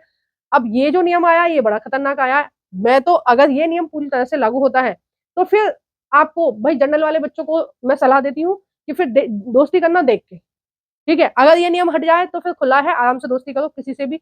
अगर ये नियम है और दोस्तों के साथ आपने बोल दिया तो फिर गड़बड़ हो जाएगी। अब देखो ऐसे बोलते हैं ना कि ओए शर्मा, ओए मिश्रा, खूब बोलते हैं, अग्रवाल, ठीक है, खूब बोलते हैं ऐसे। ठीक है, ओए चौधरी, बोलते हैं ना। आपस में दोस्त ऐसे ही बात करते हैं, लड़कियां भी ऐसे बात करती हैं, लड़के भी ऐसे बात करते हैं। ठीक है, मेरे को ज्यादातर सब गुप्ता ही बोलते थे, ओए गुप्ता इधर आ। ठीक है, तो भाई मैं तो बुरा नहीं मान रही, तो बाकी लोग क्यों बुरा मान रहे हैं। या तो फिर रूल हो कि कोई भी किसी का सरनेम नहीं लेगा, है ना। तो दोस्तों में इस तरह की चीजें चलती हैं। अब कोई फिर तो ये हो जाएगा इंटेंशनली कि भाई जो भी जिससे भी हमें खुन्नस निकालनी है उस पर हम यूजीसी के तहत एक्ट लगा सकते हैं और उसको जेल पहुंचा सकते हैं। तो ये जो चीज होगी ना, ये बहुत खतरनाक लेवल वाली बात हो जाएगी। अभी जो पिछले 50-60 सालों में जो बच्चे आए, जो मेरी पीढ़ी के बच्चे आए, जो कास्ट को लगभग भूल चुके थे। ठीक है, स्कूल में, कॉलेज में, मैं तो कॉलेज में भी दोस्त रही है, मैं नाम भी ले दूंगी, फिर किसी को बुरा लगे मैं इसलिए नहीं ले रही हूँ। ठीक है, पेशगार की लड़की थी, उसके पापा पेशगार थे कोर्ट में। ठीक है, मेरे पापा लॉयर थे, उसके पापा पेशगार थे, एक ही कोर्ट में थे, वो मेरी फ्रेंड थी। ठीक है, बीएड में, है ना। और ब्राह्मण भी थी एक, मतलब हम 8 लड़कियों का ग्रुप था, हर जाति और के लोग थे। मतलब अब जब मैंने नहीं सोची ये सारी चीजें, ये यूजीसी आया तब मैंने सोचा बैग फीडबैक उसमें बैक में जाके कि हम लोग कैसे मस्ती करते थे। बस में आ रहे हैं तो आपस में ऐसे ही मस्ती करते हुए आ रहे हैं, बस में जा रहे हैं, 1 घंटे का सफर आने का था, जाने का था, सब लोग साथ में जाते थे, साथ में आते थे। फ्री पीरियड में भी हमारी बकवास चालू रहती थी, सब करते हैं ऐसे। ठीक है, इसमें कोई नई बात नहीं है। लेकिन आज अगर ये नियम लागू होता है तो फिर जनरल के बच्चे इन बच्चों से दोस्ती नहीं करेंगे, क्योंकि अगर यारी दोस्ती में मजाक में कुछ बात निकल गई तो क्या होगा। तो मेरे हिसाब से यूजीसी समानता लाने के लिए नहीं है, बांटने के लिए आ गई है।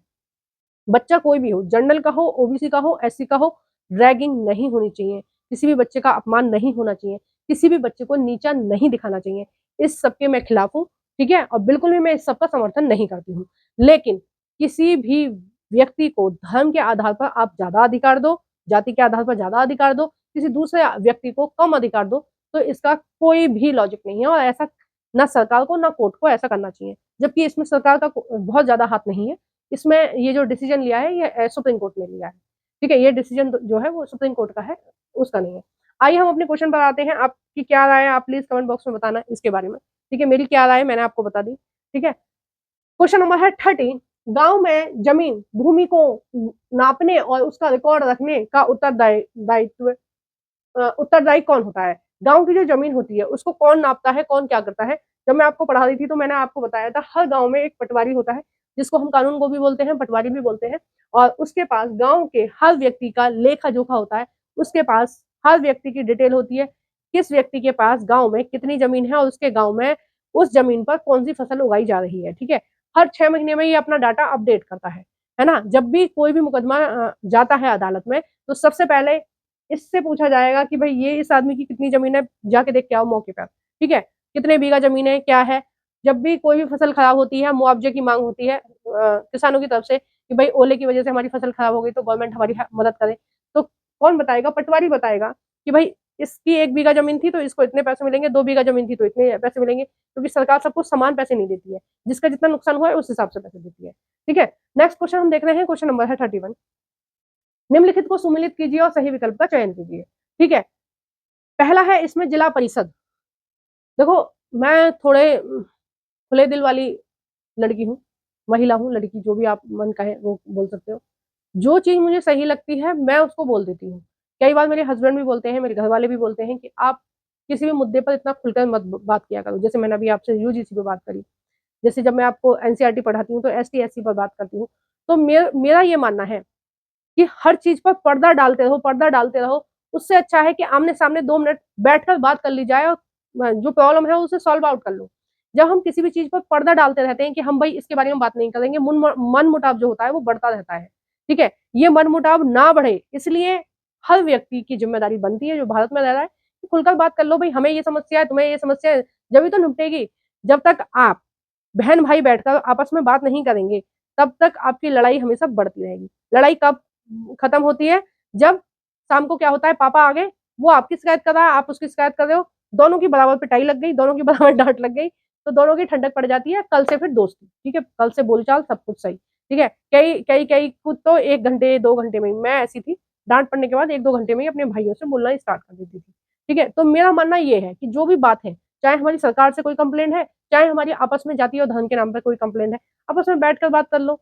ठीक है, इसको उलझाने से क्या मतलब है? ये मेरा मानना है। ठीक है, कई लोगों को बुरा लगता है, कई लोगों को कमेंट भी आते हैं, मैडम आप धर्म के नाम पर ऐसे बोल रही हो, जाति के नाम पर ऐसे बोल रही हो। भाई जो चीज पास्ट में हुई है उनको लेके बैठे रहो और आगे बढ़ाते रहो तो कोई मतलब नहीं है। एक चीज आप देख लेना, दुश्मन हिंदू देखेगा, ये बात देख लेना, दुश्मन एसटी एससी ओबीसी नहीं देखेगा। आपने कई बार देखा है ये चीज, भारत में जब भी नरसिंहार हुआ है, जब भी लड़ाई दंगे हुए हैं, जब भी बाहर से टेररिस्ट आए हैं, तो धर्म पूछा गया है, जाति नहीं पूछी है, कभी भी नहीं पूछी है। पिछले 300-400 साल का रिकॉर्ड उठाकर देख लीजिए, धर्म ही पूछा है, जाति नहीं पूछी है। ठीक है, तो जातियों में तुम लोग जितना ज्यादा बट जाओगे, उतना ही ज्यादा तुम्हारी संख्या कम होती चली जाएगी। अफगानिस्तान से और म्यांमार तक अखंड भारत था। ठीक है, हिमालय से और ये जो श्रीलंका है वहां तक भारत था। तुम्हारे धर्म और जाति के नाम पर भारत इतना रह गया है, कम से कम दुगुना 3 गुना था भारत। तो इस चीज को समझो कि तुम्हारा दुश्मन कौन है, दुश्मन को पहचानो आप। ठीक है, कि भारत का दुश्मन कौन है, असली भारत के दुश्मन कौन है। आपस में लड़ोगे तो बेवकूफी है ये। ठीक है, लास्ट में रहना सबको यही है, सभी जितने भी जाति यहाँ है उनको भी यही रहना है, जितने धर्म है उनको भी यही रहना है। तो सबसे अच्छा तरीका है कि बीच का कोई तरीका निकाला जाए, आपस में बात करी जाए। क्वेश्चन नंबर है 30, इसमें पूछा गया है निम्नलिखित को सुमिलित कीजिए और सही विकल्प का चयन कीजिए। ठीक है, ये जितने भी शब्द हैं वो सारे के सारे नगर पंचायत से लिए गए हैं। अब आपको बताना है कौन सा किससे संबंधित है। देखो, जिला परिषद का संबंध है जिलाधीश से, यानी कि डीएम से। ठीक है, ये जो डीएम होता है वो आईएएस अधिकारी होता है। ठीक है, नेक्स्ट है इसमें ग्राम सभा। ग्राम सभा का संबंध है गांव से। 18+ के जितने भी लोग होते हैं गांव में, जिनके वोटर लिस्ट में नाम है, वो आते हैं ग्राम सभा के अंतर्गत। नेक्स्ट है इसमें वार्ड समिति। वार्ड समिति का संबंध है आपके नगर पालिकाओं से। ठीक है, नगर पालिकाओं में क्या होती हैं, वार्ड की समितियां होती हैं, जो जैसे दिल्ली में एमसीडी काम करती है ना, उसी तरह छोटे छोटे नगरों में नगर पालिका की कुछ समितियां होती हैं। जैसे इस समिति का काम सफाई करने का, इस समिति का काम, ये समितियों को काम बांट दिया जाता है। ठीक है, निगम का संबंध किससे है? महापौर से है। सही आंसर कौन सा हो जाएगा? पहला। नेक्स्ट क्वेश्चन हम देख रहे हैं, क्वेश्चन नंबर है 32, नियमित मजदूर। ठीक है, सॉरी, यहाँ पर बोला गया है अनियमित मजदूर। अनियमित मजदूर यानी कि जिनको रोज काम नहीं मिलता है। ठीक है, अनियमित यानी रोज काम नहीं मिलता है। ठीक है, कभी काम मिल गया, कभी काम नहीं मिला। जैसे आपके घर में बनाने वाले होते हैं, आपका जब घर बनेगा जब तो लेके आओगे। प्लम्बर होते हैं, जब आपका पाइप कुछ गड़बड़ होगा तभी तो लेके आओगे। ठीक है, इलेक्ट्रिशियन होते हैं, जब आपकी कुछ वायर में दिक्कत होगी तभी लेके आओगे ना। तो इस तरह के जो लोग होते हैं इनको बोलते हैं अनियमित मजदूर। ठीक है, नियमित मजदूर कौन से होते हैं? जिनको हर महीने सैलरी मिल रही है। ठीक है, हर महीने सैलरी मिल रही है, हफ्ते महीने में 25 दिन उनको काम मिलता ही मिलता है। ठीक है, 4-5 छुट्टी जो संडे की है वो सबको मिलती है, वही है, बाकी वो नियमित रूप से काम पर जाते हैं। ठीक है, तो आपको समझ में आ गया नियमित मजदूरी और अनियमित मजदूरी क्या है। ठीक है, तो शब्द की कक्षा में व्याख्या करते हुए आप निम्न में से कौन सा उदाहरण प्रस्तुत करेंगे? पहला है निर्माण स्थल पर काम करने वाले मिस्त्री अनियमित मजदूर होते हैं, बिल्कुल सही है। बी है घरेलू सहायिकाएं, अनियमित होती है, हाँ बिल्कुल सही है, जितनी देर जितने टाइम मन करेगा उतनी देर रखेंगे। और सी है इसमें राष्ट्रीयकृत बैंक, मैं बैंक प्रबंधक, तो ये जो मैनेजर होता है ना, ये गवर्नमेंट जॉब वाला होता है, ये नियमित मजदूरी वाला होता है, ठीक है। इसको महीने की महीने सैलरी मिलती है, महीने के महीने और साल की साल, ठीक है, इसकी सैलरी नहीं करती है। नेक्स्ट देख रहे हैं, देखो बैंकों में हुए या टीचर स्कूलों में टीचर हुए, ये जो होते हैं ये होते हैं परमानेंट, परमानेंट मतलब नियमित मजदूर, ठीक है। जो ट्यूशन पढ़ाने वाले टीचर होते हैं वो अनियमित होते हैं, जब तक बच्चे का मन करेगा ट्यूशन पढ़ेगा, नहीं नहीं मन करेगा नहीं पढ़ेगा, ठीक है। और मैं भी एक तरह से अनियमित टीचर हूँ, ठीक है। अनियमित यानी कि जब तक आप लोग देख रहे हो वीडियो मैं डाल रही हूँ, नहीं देखोगे तो मैं नहीं डालूंगी, मेरी महीने की कोई सैलरी नहीं आती, ठीक है। मुझे महीने में 30 दिन काम नहीं मिलता, मेरा मन है वीडियो डालू, ना मन है नहीं डालू, ठीक है। और वीडियो में कब डालूंगी, जब आप लोग देखोगे, देखोगे तो मैं डालूंगी, नहीं देखोगे तो नहीं डालूंगी। अब 10-10 20-20 व्यू आएंगे तो थोड़ी ना मैं कंटिन्यू रखूंगी। अब मैं ये मैराथन अपलोड कर रही हूँ, अगर इस पे 50 व्यू नहीं आए, ठीक है, कम से कम 50 व्यू भी नहीं आए, 50-100 व्यू नहीं आए, तो फिर मैं अगली मैराथन क्यों डालूंगी, क्यों मैं इतना बोल बोल के 2 घंटे मुंह दिखाऊंगी, ठीक है। पीछे भी बहुत सारी तैयारी करनी पड़ती है, वो सब क्यों करूंगी अगर व्यू नहीं आते हैं, अगर आप लोग शेयर नहीं कर रहे हो, लाइक नहीं कर रहे हो, तो मैं आगे क्यों करूंगी। तो मैं कैसी हूँ, मैं अनियमित मजदूर हूँ, तो प्लीज आप मुझे नियमित मजदूर बनाने की कृपा करें। और वो नियमित मजदूर आप लोग बना सकते हैं, कैसे बना सकते हैं, कि आप वीडियो को लाइक करो, शेयर करो, जो भी फ्रेंड्स सीटेट की तैयारी कर रहे हैं उनके साथ शेयर कर देना, ठीक है। ज्यादा से ज्यादा व्यू आएंगे तो फिर मैं डेली वीडियो अपलोड करूंगी, ठीक है। और ज्यादा व्यू आएंगे तो फिर दिन में 2-2 मैराथन भी मैं दूंगी। और आप लोग मुझे सपोर्ट नहीं करोगे तो फिर मैं भी, कब तक मेरा हौसला बुलंद रहेगा, ठीक है। तो एक ना एक दिन हौसला टूट ही जाएगा। तो इसमें बोला गया है नेक्स्ट क्वेश्चन में, एक मिनट, हाँ, नेक्स्ट क्वेश्चन में बोला गया है क्वेश्चन नंबर 33 में, अभिकथन है ए, खेती हल मजदूर, खेती हल मजदूर यानी कि जो खेती करते हैं वो वाले सीजनल श्रमिक होते हैं, बिल्कुल सही बात है। उनको हर समय काम नहीं होता, देखो किसी भी खेत में हर समय काम नहीं होता है, कब काम होगा, जब खेत बोएंगे, कटाई होगी, नराई होगी, तब, ठीक है, तब काम होता है। कारण है आज खेत में अनेक प्रकार के काम होते हैं, जैसे खेत तैयार करना, ठीक है, रोपाई बुवाई नराई और फसल काटना, बिल्कुल सही बात है, और ये इससे रिलेट भी कर रहा है। हर समय काम नहीं होता है, क्यों नहीं होता है, क्योंकि ये कुछ 2-4 काम होते हैं। मान लो खेत बो दिए, 15 दिन की छुट्टी, अब कोई काम नहीं है, फिर 8 दिन की छुट्टी, फिर 4 दिन की छुट्टी, मतलब हर समय काम नहीं होता, कभी कभी काम होता है, जब काम होता है जब भी बुलाए जाते हैं। और अगर किसी का खेत अपना है तो उसके लिए अच्छा है, अगर कोई आदमी उस किसी खेत पर डिपेंडेंट है कि भाई हमारी दिहाड़ी तो यहीं से चलेगी, तो फिर तो वो भूखा मर जाएगा, क्योंकि खेत का मालिक रोज काम नहीं देगा आपको, ठीक है। ए और आर दोनों सही है, और आर ए की सही व्याख्या करता है। नेक्स्ट क्वेश्चन हम देख रहे हैं, क्वेश्चन नंबर है 34, निम्नलिखित कथनों को पढ़ें तथा सही विकल्प का चयन कीजिए, ठीक है। ए है ऑप्शन विकलांग अधिनियम,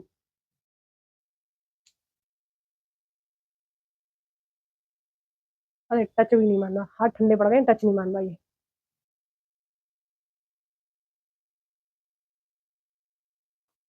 क्वेश्चन नंबर है आपका 34, विकलांगता अधिनियम 1995 कहता है कि विशेष आवश्यकता वाले बच्चों को भी समान अधिकार प्राप्त हैं, और सरकार को समाज में उनकी पूरी भागीदारी संभावित बनानी चाहिए। विकलांगता अधिनियम ये कहता है किसी बच्चे का हाथ नहीं है, पैर नहीं है, आंखें की रोशनी कम है, या कोई भी मतलब शरीर में कोई प्रॉब्लम है, तो उसको वो सारी सुविधाएं दी जाएं ताकि वो नॉर्मल बच्चों की तरह जीवन जी सके, ठीक है। बिल्कुल सही बात है कि अगर कोई बच्चा चल नहीं सकता है तो उसको क्या दिया जाए, व्हील चेयर दिया जाए, ताकि वो प्रॉपर स्कूल आ सके और पढ़ाई कंटिन्यू कर सके, ठीक है।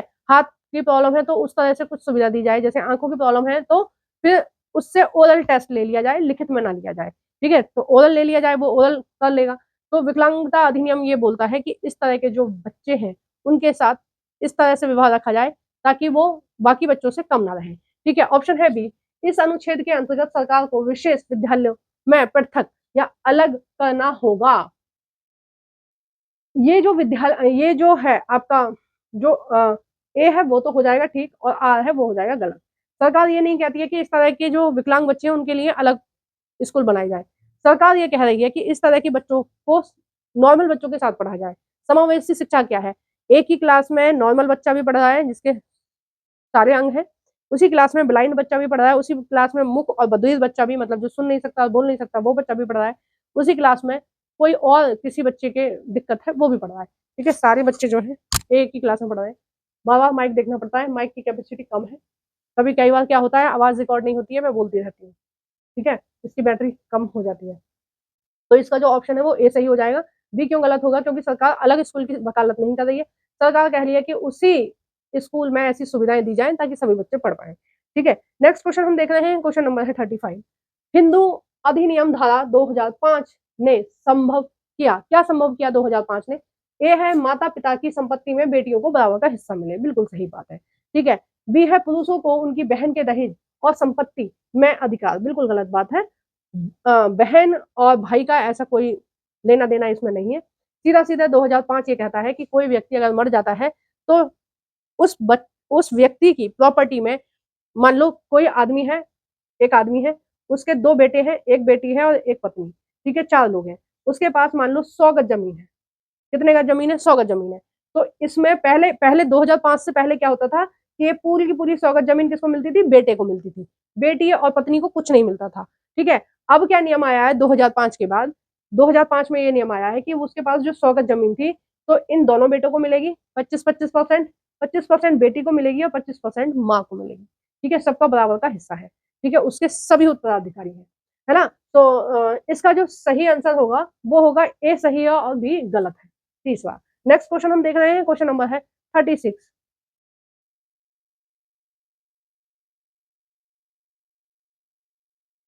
क्वेश्चन नंबर है 36। ए है श्रीलंका के साथ व्यापार संबंधों को बनाए रखने का निर्णय। ओह सॉरी, क्वेश्चन नंबर है 36। निम्नलिखित में से कौन सा विषय राज्य सूची के अंतर्गत आता है? ठीक है, 3 प्रकार की सूची है। पहली है संघ सूची, जिस पर नियम बनाने का अधिकार केवल और केवल सेंट्रल गवर्नमेंट को है, हमारी संसद को। दूसरी है राज्य सूची, 28 राज्य हैं, सभी राज्यों को अपने अपने हिसाब से अपने राज्य में कानून व्यवस्था बनाने का अधिकार है। ठीक है, तो वो जितने कुछ विषय किसमें आते हैं? संघ में, कुछ आते हैं राज्य में। कुछ विषय ऐसे हैं राज्य और संघ, राज्य और केंद्र दोनों के विषय हैं। जैसे शिक्षा का ध्यान केंद्र सरकार भी रखती है, राज्य सरकार भी रखती है। परिवार नियोजन केंद्र सरकार भी रखती है, राज्य सरकार भी रखती है। स्वास्थ्य का ध्यान यानी कि जो सरकारी हॉस्पिटल होते हैं वो केंद्र सरकार के भी होते हैं, राज्य सरकार भी, दोनों मिलकर काम करती हैं इन मुद्दों पर। ठीक है, तो केंद्र का समझ में आ गया, राज्य का समझ में आ गया और समवर्ती सूची समझ में आ गई। समवर्ती सूची पर काम कौन कौन करता है? केंद्र सरकार भी और राज्य सरकार भी। ठीक है, अवशिष्ट सूची वो है जो नए नए ऑब्जेक्ट, अब नए नए सब्जेक्ट जो अब जुड़ते जा रहे हैं, जैसे सॉफ्टवेयर है, एआई है, तो इससे रिलेटेड या सोशल मीडिया से रिलेटेड जो भी कानून आ रहे हैं, उन कानूनों को बनाने का अधिकार किसको है? केंद्र सरकार को। अवशिष्ट सूची में जितने भी विषय रहेंगे उन पर कानून कौन बनाएगा? केंद्र सरकार बनाएगी। तो श्रीलंका से व्यापार करने का जो डिसीजन है उसमें राज्य सरकार का कोई भागीदारी नहीं है, वो हमारी केंद्र सरकार देखती है, गलत। बी है नए 100 रुपए के नोट जारी करना, ये भी कोई भी राज्य सरकार इसमें इंटरफेयर ना करेगी ना देखेगी, गलत। ठीक है, केंद्र काम करता है, भारत सरकार काम करती है, केंद्र यानी कि भारत सरकार। सी है प्रारंभिक स्कूलों विद्यालयों में मध्याह्न भोजन। ठीक है, ये जो मिड डे मील मिलता है, ये हर राज्य की अपना मन है कि वो अपने राज्य में मिड डे मील बांटे या ना बांटे, बिल्कुल सही है। डी है किसानों को बिजली विद्युत सुविधा उपलब्ध कराने का निर्णय। ठीक है, ये राज्य सरकार खुद डिसाइड करेगी किसानों को कितनी बिजली देनी है, फ्री में देनी है, पैसे लेने हैं नहीं लेने हैं, ये उनका डिसीजन है। किसानों से कितना टैक्स लेना है, कितना छोड़ देना है उनको, ठीक है, लोन कितना माफ करना है, कितना लोन उनको बांटना है, कितनी सब्सिडी देनी है, ये सब राज्य का विषय है। ठीक है, हर राज्य का जो मुख्यमंत्री है वो डिसीजन लेगा कि उसको अपनी किसानों को कितनी छूट देनी है और कितनी नहीं। बी वाला जो ऑप्शन है वो सही हो जाएगा, बी और सी सही है। नेक्स्ट क्वेश्चन है, क्वेश्चन नंबर है 37। क्वेश्चन नंबर है 37। यदि एक व्यक्ति को अस्पताल में चिकित्सा उपचार के लिए मान कर दिया जाए तो यह उसके कौन से अधिकार का प्रत्यक्ष रूप से उल्लंघन होगा? सॉरी, मान नहीं, मना कर दिया जाए, गलती से पढ़ लिया मैंने, मना। कोई एक व्यक्ति है, उससे बोल दिया कि भाई तुम इस हॉस्पिटल में इलाज नहीं करा सकते। अब कौन सा मौलिक अधिकार उसका गड़बड़ हो रहा है? तो पहला है स्वास्थ्य का अधिकार, दूसरा है सूचना का अधिकार, तीसरा है चिकित्सा का उपचार। देखो ये जो तीनों है ये मौलिक अधिकार है ही नहीं। ठीक है, मौलिक अधिकार कौन सा है? केवल और केवल चौथा है, जीवन का अधिकार। ठीक है, और मौलिक अधिकार आपको याद होने चाहिए, अगर नहीं है तो कौन से याद करने हैं? 14 से आपको 32 तक याद कर लेने हैं। वैसे 12 से 35 तक है, लेकिन आपको ये ज्यादा वाले याद नहीं करने, आपको कम ही याद करने हैं। 14 से 32 तक याद कर लेना, एग्जाम में पूछे जाते हैं। मेनली जो पूछा जाता है वो पूछा जाता है 21 ए, जीवन का अधिकार। इसमें ही मिड डे मील आएगा, इसमें ही 6 से 14 साल के बच्चों की फ्री शिक्षा आएगी, और ये ही 86वां संविधान संशोधन है। कौन लेकर आया था? मनमोहन सिंह लेकर आए थे। ठीक है, इसमें बहुत 21 वाला बहुत ज्यादा पूछा जाता है। 21 वाला, 19 देखो कौन कौन से पूछे जाते हैं मैं बताती हूँ आपको। आपके सीटेट में अब तक मैंने जितना भी देखा है वो पूछा जाता है। एक आपका 15 अनुच्छेद, अनुच्छेद 17, अनुच्छेद 19 पूछा जाता है, अनुच्छेद 20 पूछा जाता है, अनुच्छेद 21 पूछा जाता है। ठीक है, जीवन का अधिकार सबसे ज्यादा पूछा जाता है 21, अनुच्छेद 22 पूछा जाता है, ये भी 2 बार पूछा गया है, ठीक है। अनुच्छेद 23 और अनुच्छेद 24 ये ही अब तक पूछे गए हैं, ये सारे अनुच्छेद पूछे गए हैं, इनसे बाहर नहीं पूछा गया है।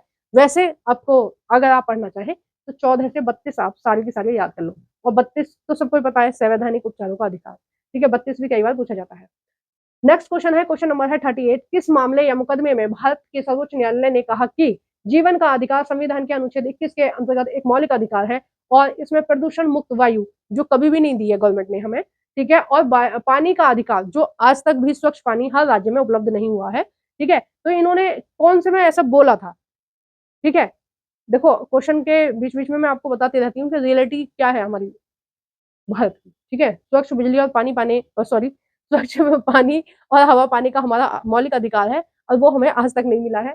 और ये जो केस था ये था सुभाष कुमार बनाम भारतीय संघ, ठीक है, भारतीय संघ या भारतीय सरकार, ठीक है। क्वेश्चन नंबर है 39, कक्षा में सामाजिक न्याय को प्रोत्साहन के शिक्षण में शिक्षक को निम्नलिखित का उदाहरण देना चाहिए। किस चीज का उदाहरण देगा अगर सामाजिक न्याय की बात हो रही है। देखो जो आरक्षण है वो सामाजिक न्याय के लिए ही बोला गया है, क्यों, क्योंकि ऐसा उन्होंने देखा, जो हमारे देश के निर्माता थे, बहुत सारी जातियों को पहले से वो पढ़ी लिखी नहीं है, ठीक है। बहुत सारे लोग जो हैं वो पहले से पढ़े लिखे नहीं है, तो उनको पढ़ाने लिखाने के लिए फ्री एजुकेशन दी गई, उनको आरक्षण दिया गया, आगे लाने के लिए और आरक्षण दिया गया। अब हिसाब से ज्यादा आरक्षण दिया जा रहा है। मैं आरक्षण के खिलाफ नहीं हूँ, गलत के खिलाफ हूँ। अब -40 वाला बच्चा, ठीक है, नया नियम आया है और ये आया है पीजी नीट के लिए, ठीक है। यानी कि कोई बच्चा एमबीबीएस करने के बाद अगर सर्जन बनना चाहे, ठीक है, जो ऑपरेशन करते हैं उनको सर्जन बोलते हैं, ठीक है। कोई बच्चा एमबीबीएस करना के बाद पीजी नेट क्लियर अगर वो करना चाहता है और उसके -40 मार्क्स आए, यानी कि नेगेटिव मार्किंग हुई है, उसने सारे क्वेश्चन गलत ही करे हैं, मतलब उसका तुक्का भी सही नहीं बैठा है, ठीक है। अगर वो एससी एसटी कैटेगरी से है और उसके -40 नंबर भी आते हैं तो वो सर्जन बन सकता है। मैं इसके खिलाफ हूँ, ठीक है। मान लो आप किसी एसटी कैटेगरी से हैं, एससी कैटेगरी से हैं, मैं आपसे पूछना चाहती हूँ, ठीक है, मैं आपसे पूछ रही हूँ, कोई तो ऐसा होगा जो वीडियो देख रहा होगा जो एससी या एसटी कैटेगरी से होगा, ओबीसी कैटेगरी से होगा। मैं आपसे जानना चाहती हूँ कि चाहे वो आपकी ही जात का डॉक्टर है जिसके -40 आए हैं, उसके हाथ में कैंची लगी हुई है और आपका ऑपरेशन करना है, तो आप क्या ऐसे डॉक्टर से ऑपरेशन कराना चाहेंगे जिसके -40 आए हैं, जिसमें इतनी भी बुद्धि नहीं है कि वो जीरो भी ला सके, है, जो जीरो भी ला सके उसमें इतना दिमाग भी नहीं है कि भाई मैं चुपचाप बैठा रहूं, मैं इस पेपर को छू भी ना तो मेरे कितने आएंगे, मेरे जीरो आएगी, तो उसके जीरो से भी कम -40 आ रहे हैं। तो मैं आपसे पूछना चाहती हूँ कि आपकी ही कैटेगरी का कोई डॉक्टर जो -40 लेके आ रहा है वो सर्जन बनता है और उसके हाथ में कैंची है, क्या आप उससे ऑपरेशन कराना चाहेंगे? प्लीज कमेंट बॉक्स में बताइए, क्या आप करा लेंगे? तो आरक्षण को आज इतना बुरी तरह बढ़ा दिया है इन्होंने कि अगर इसी लेवल से बढ़ता रहा ना तो सत्यानाश हो जाएगा। और ये जो डॉक्टर -40 वाले जो डॉक्टर होंगे वो तो सबका इलाज करेंगे, हर कैटेगरी का इलाज करेंगे। मैं आपसे पूछना चाहती हूँ, आप एससी कैटेगरी के हैं, आपकी ही कैटेगरी का एक डॉक्टर आपका इलाज कर रहा है जिसके -40 आए हैं, करवाएंगे आप उससे ऑपरेशन? ऑपरेशन करेगा? ये पीजी नेट है, पीजी नीट है, ये ऑपरेशन करेगा डॉक्टर जिसके -40 आएंगे, ठीक है। क्वेश्चन नंबर है 39 कक्षा में सामाजिक न्याय को प्रोत्साहन देने के लिए शिक्षण में शिक्षक को निम्नलिखित उदाहरण देने चाहिए। पहला है छुआछूत अस्पृश्यता अनुमूलन संविधान का अनुच्छेद 17, बिल्कुल सही बात है। दूसरा है आरक्षण, बिल्कुल सही बात है, जो बच्चे कम पढ़ लिख पाए हैं, उनकी पूरी पीढ़ियां जो थी वो नहीं ठीक से पढ़ लिख पाई, तो उनको आरक्षण देना चाहिए, बिल्कुल सही बात है। ओबीसी आता है 16 बी में, बी या सी में आता है, ठीक है। अनुच्छेद अनुच्छेद 16 सी या बी में आता है, एग्जैक्ट याद नहीं आ रहा है। और ये है सी वाला न्यायिक समीक्षा, तो ये जो न्यायिक समीक्षा है ये सामाजिक न्याय से रिलेटेड नहीं है, ये सुप्रीम कोर्ट से रिलेटेड है ना। तो सही आंसर कौन सा हो जाएगा, ए और बी। क्वेश्चन नंबर है 40 और ये इस वीडियो का लास्ट क्वेश्चन रहेगा, आगे के जितने भी क्वेश्चन रहेंगे हम नेक्स्ट मैराथन में करेंगे, ठीक है। मैराथन कैसी लगी है आपको कमेंट बॉक्स में बताना है। अगर आपको किसी भी तरह के नोट्स चाहिए तो मैंने आपको बताया है कौन से नंबर पे आपको लेना है, 8287789818, ठीक है। और हर बुक का जो प्राइस रहेगा वो 20 रुपीज रहेगा, 20 रुपए में आप एक बुक कोई सी भी ले सकते हैं जो आपका मन आए। सारी बुक लेनी है तो एक बुक पर बुक आपको 20 रुपए में पड़ेगी, एमसीक्यू मिलेंगी बस उसमें, ठीक है। एमसीक्यू मिलेंगे, उनकी आंसर की मिलेगी, ओएमआर सीट मिलेगी 20 रुपए में आपको, ठीक है। कौन सा नंबर है, ये वाला नंबर है, ठीक है। इससे क्या होगा, आपका क्विक रिवीजन हो जाएगा, 2-3 दिन में आप पूरी एनसीईआरटी खत्म कर लेंगे, ठीक है। बहुत ज्यादा समय नहीं लगेगा आपको, 2 दिन में मात्र आप 1 से 2 दिन में हिस्ट्री खत्म कर लेंगे तीनों क्लास की, 6th 7th 8th क्लास की, एक दिन में ज्योग्राफी खत्म कर लेंगे, एक दिन में पॉलिटी खत्म कर लेंगे। ठीक है, बहुत ज्यादा प्राइस भी नहीं है, 20 रुपए में एक बुक कोई बहुत बड़ी बात नहीं है। ठीक है, मैंने भी ये पूरे के पूरे नोट्स तैयार करने में 2 साल लगाए, तो 20 रुपए कोई बहुत ज्यादा शुल्क नहीं रखा है। और ये छोटा सा शुल्क इसलिए रखा है ताकि आपके दिमाग में वो जो नोट्स है उनकी कुछ कीमत रहे। ठीक है, आपके दिमाग में ये ना रहे कि फ्री में आया है, पढ़ लिया, नहीं पढ़ लिया, नहीं पढ़ लिया।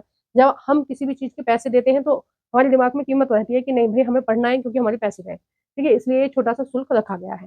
ठीक है, और ज्यादा से ज्यादा वीडियो को शेयर करना, मेरे को मोटिवेट करने के लिए आपको लाइक भी करके जाना है। व्यूज कम आए तो फिर ये मैराथन मुझे यहीं रोकनी पड़ेगी, आगे मैं कंटिन्यू नहीं कर पाऊंगी। ठीक है, आप मेरी भी मजबूरी समझने की कोशिश कीजिए। प्लीज लाइक करना, कमेंट करना, और सी टेट की जो भी तैयारी कर रहे हैं उनके साथ शेयर भी करना। क्वेश्चन नंबर है 40 और इस वीडियो का लास्ट क्वेश्चन है। अभिकथन है ए, लोगों के साथ भेदभाव इसलिए होता है क्योंकि वे गरीब और निर्धन है। बिल्कुल सही बात है, और ये बात मैं हमेशा बोलती हूँ कि एसटी, एससी, ओबीसी तो एक ओबीसी के साथ कभी भी पक्षपात नहीं होता है। ठीक है, ये फालतू की चीज है। एसटी और एससी के साथ होता है। ठीक है, और हुआ है पहले, बिल्कुल सही बात है। और ये भेदभाव क्यों हुआ है? क्योंकि वो गरीब है। अब देखो, सबको पता है जो हमारी राष्ट्रपति हैं वो एसटी है, वो आएंगी, कोई उनके साथ छुआछूत करेगा? नहीं करेगा। प्रधानमंत्री ओबीसी है, कोई उनके साथ छुआछूत करेगा? नहीं करेगा। कई सारे प्रदेशों के डिप्टी सीएम एसटी के हैं, एससी के हैं, कोई उनके साथ छुआछूत करेगा? नहीं करेगा। छुआछूत जैसी चीजें कहाँ होंगी? जो आदमी गरीब है उसके साथ, अमीर के साथ नहीं होंगी। ठीक है, मैंने उदाहरण आपको बताया, प्रधानमंत्री आपके घर आए तो आप उनके लिए छुआछूत करेंगे? नहीं। आप सबसे बढ़िया बर्तन निकाल के देंगे कि सर पानी पीजिए, है ना? क्यों? क्योंकि उनके पास पैसा है, पावर है। ठीक है, वहीं कोई गरीब आदमी आया आपसे हेल्प मांगने के लिए, आप उसके साथ छुआछूत करोगे? ठीक है, आपको लगेगा कि नहीं यार ये ऐसा है, गंदा है, ये है, वो है। तो छुआछूत जो होती है वो हमेशा गरीबों के साथ होती है, और चाहे वो किसी भी कैटेगरी के हैं, गरीब हैं तो छुआछूत होगी। ठीक है, और गरीबी मिटाने का सबसे सही तरीका क्या है? कि आप अपना ज्ञान अर्जन करें और ज्ञान के आधार पर आगे बढ़ें। ठीक है, कहीं ना कहीं नौकरी मिलेगी। आप आप भी कामयाब नहीं हो पाए तो उसी लाइन में चलते हुए आपके बच्चे कामयाब होंगे और समाज में कुछ अच्छा करेंगे। ठीक है, कारण है आज ऐसा क्यों है? गरीब, निर्धन एवं संसाधनों का अभाव भारत में असमानता के मुख्य कारण है। बिल्कुल सही बात है, जिस दिन ये असमानता खत्म हो जाएगी उस दिन भेदभाव जैसी सारी चीजें खत्म हो जाएंगी। ए और आर दोनों सही है, और आर ए की सही व्याख्या करता है। ठीक है, आगे के जितने भी क्वेश्चन रहेंगे हम करेंगे नेक्स्ट मैराथन में। आपको वीडियो कैसी लगी है प्लीज कमेंट बॉक्स में बताइएगा।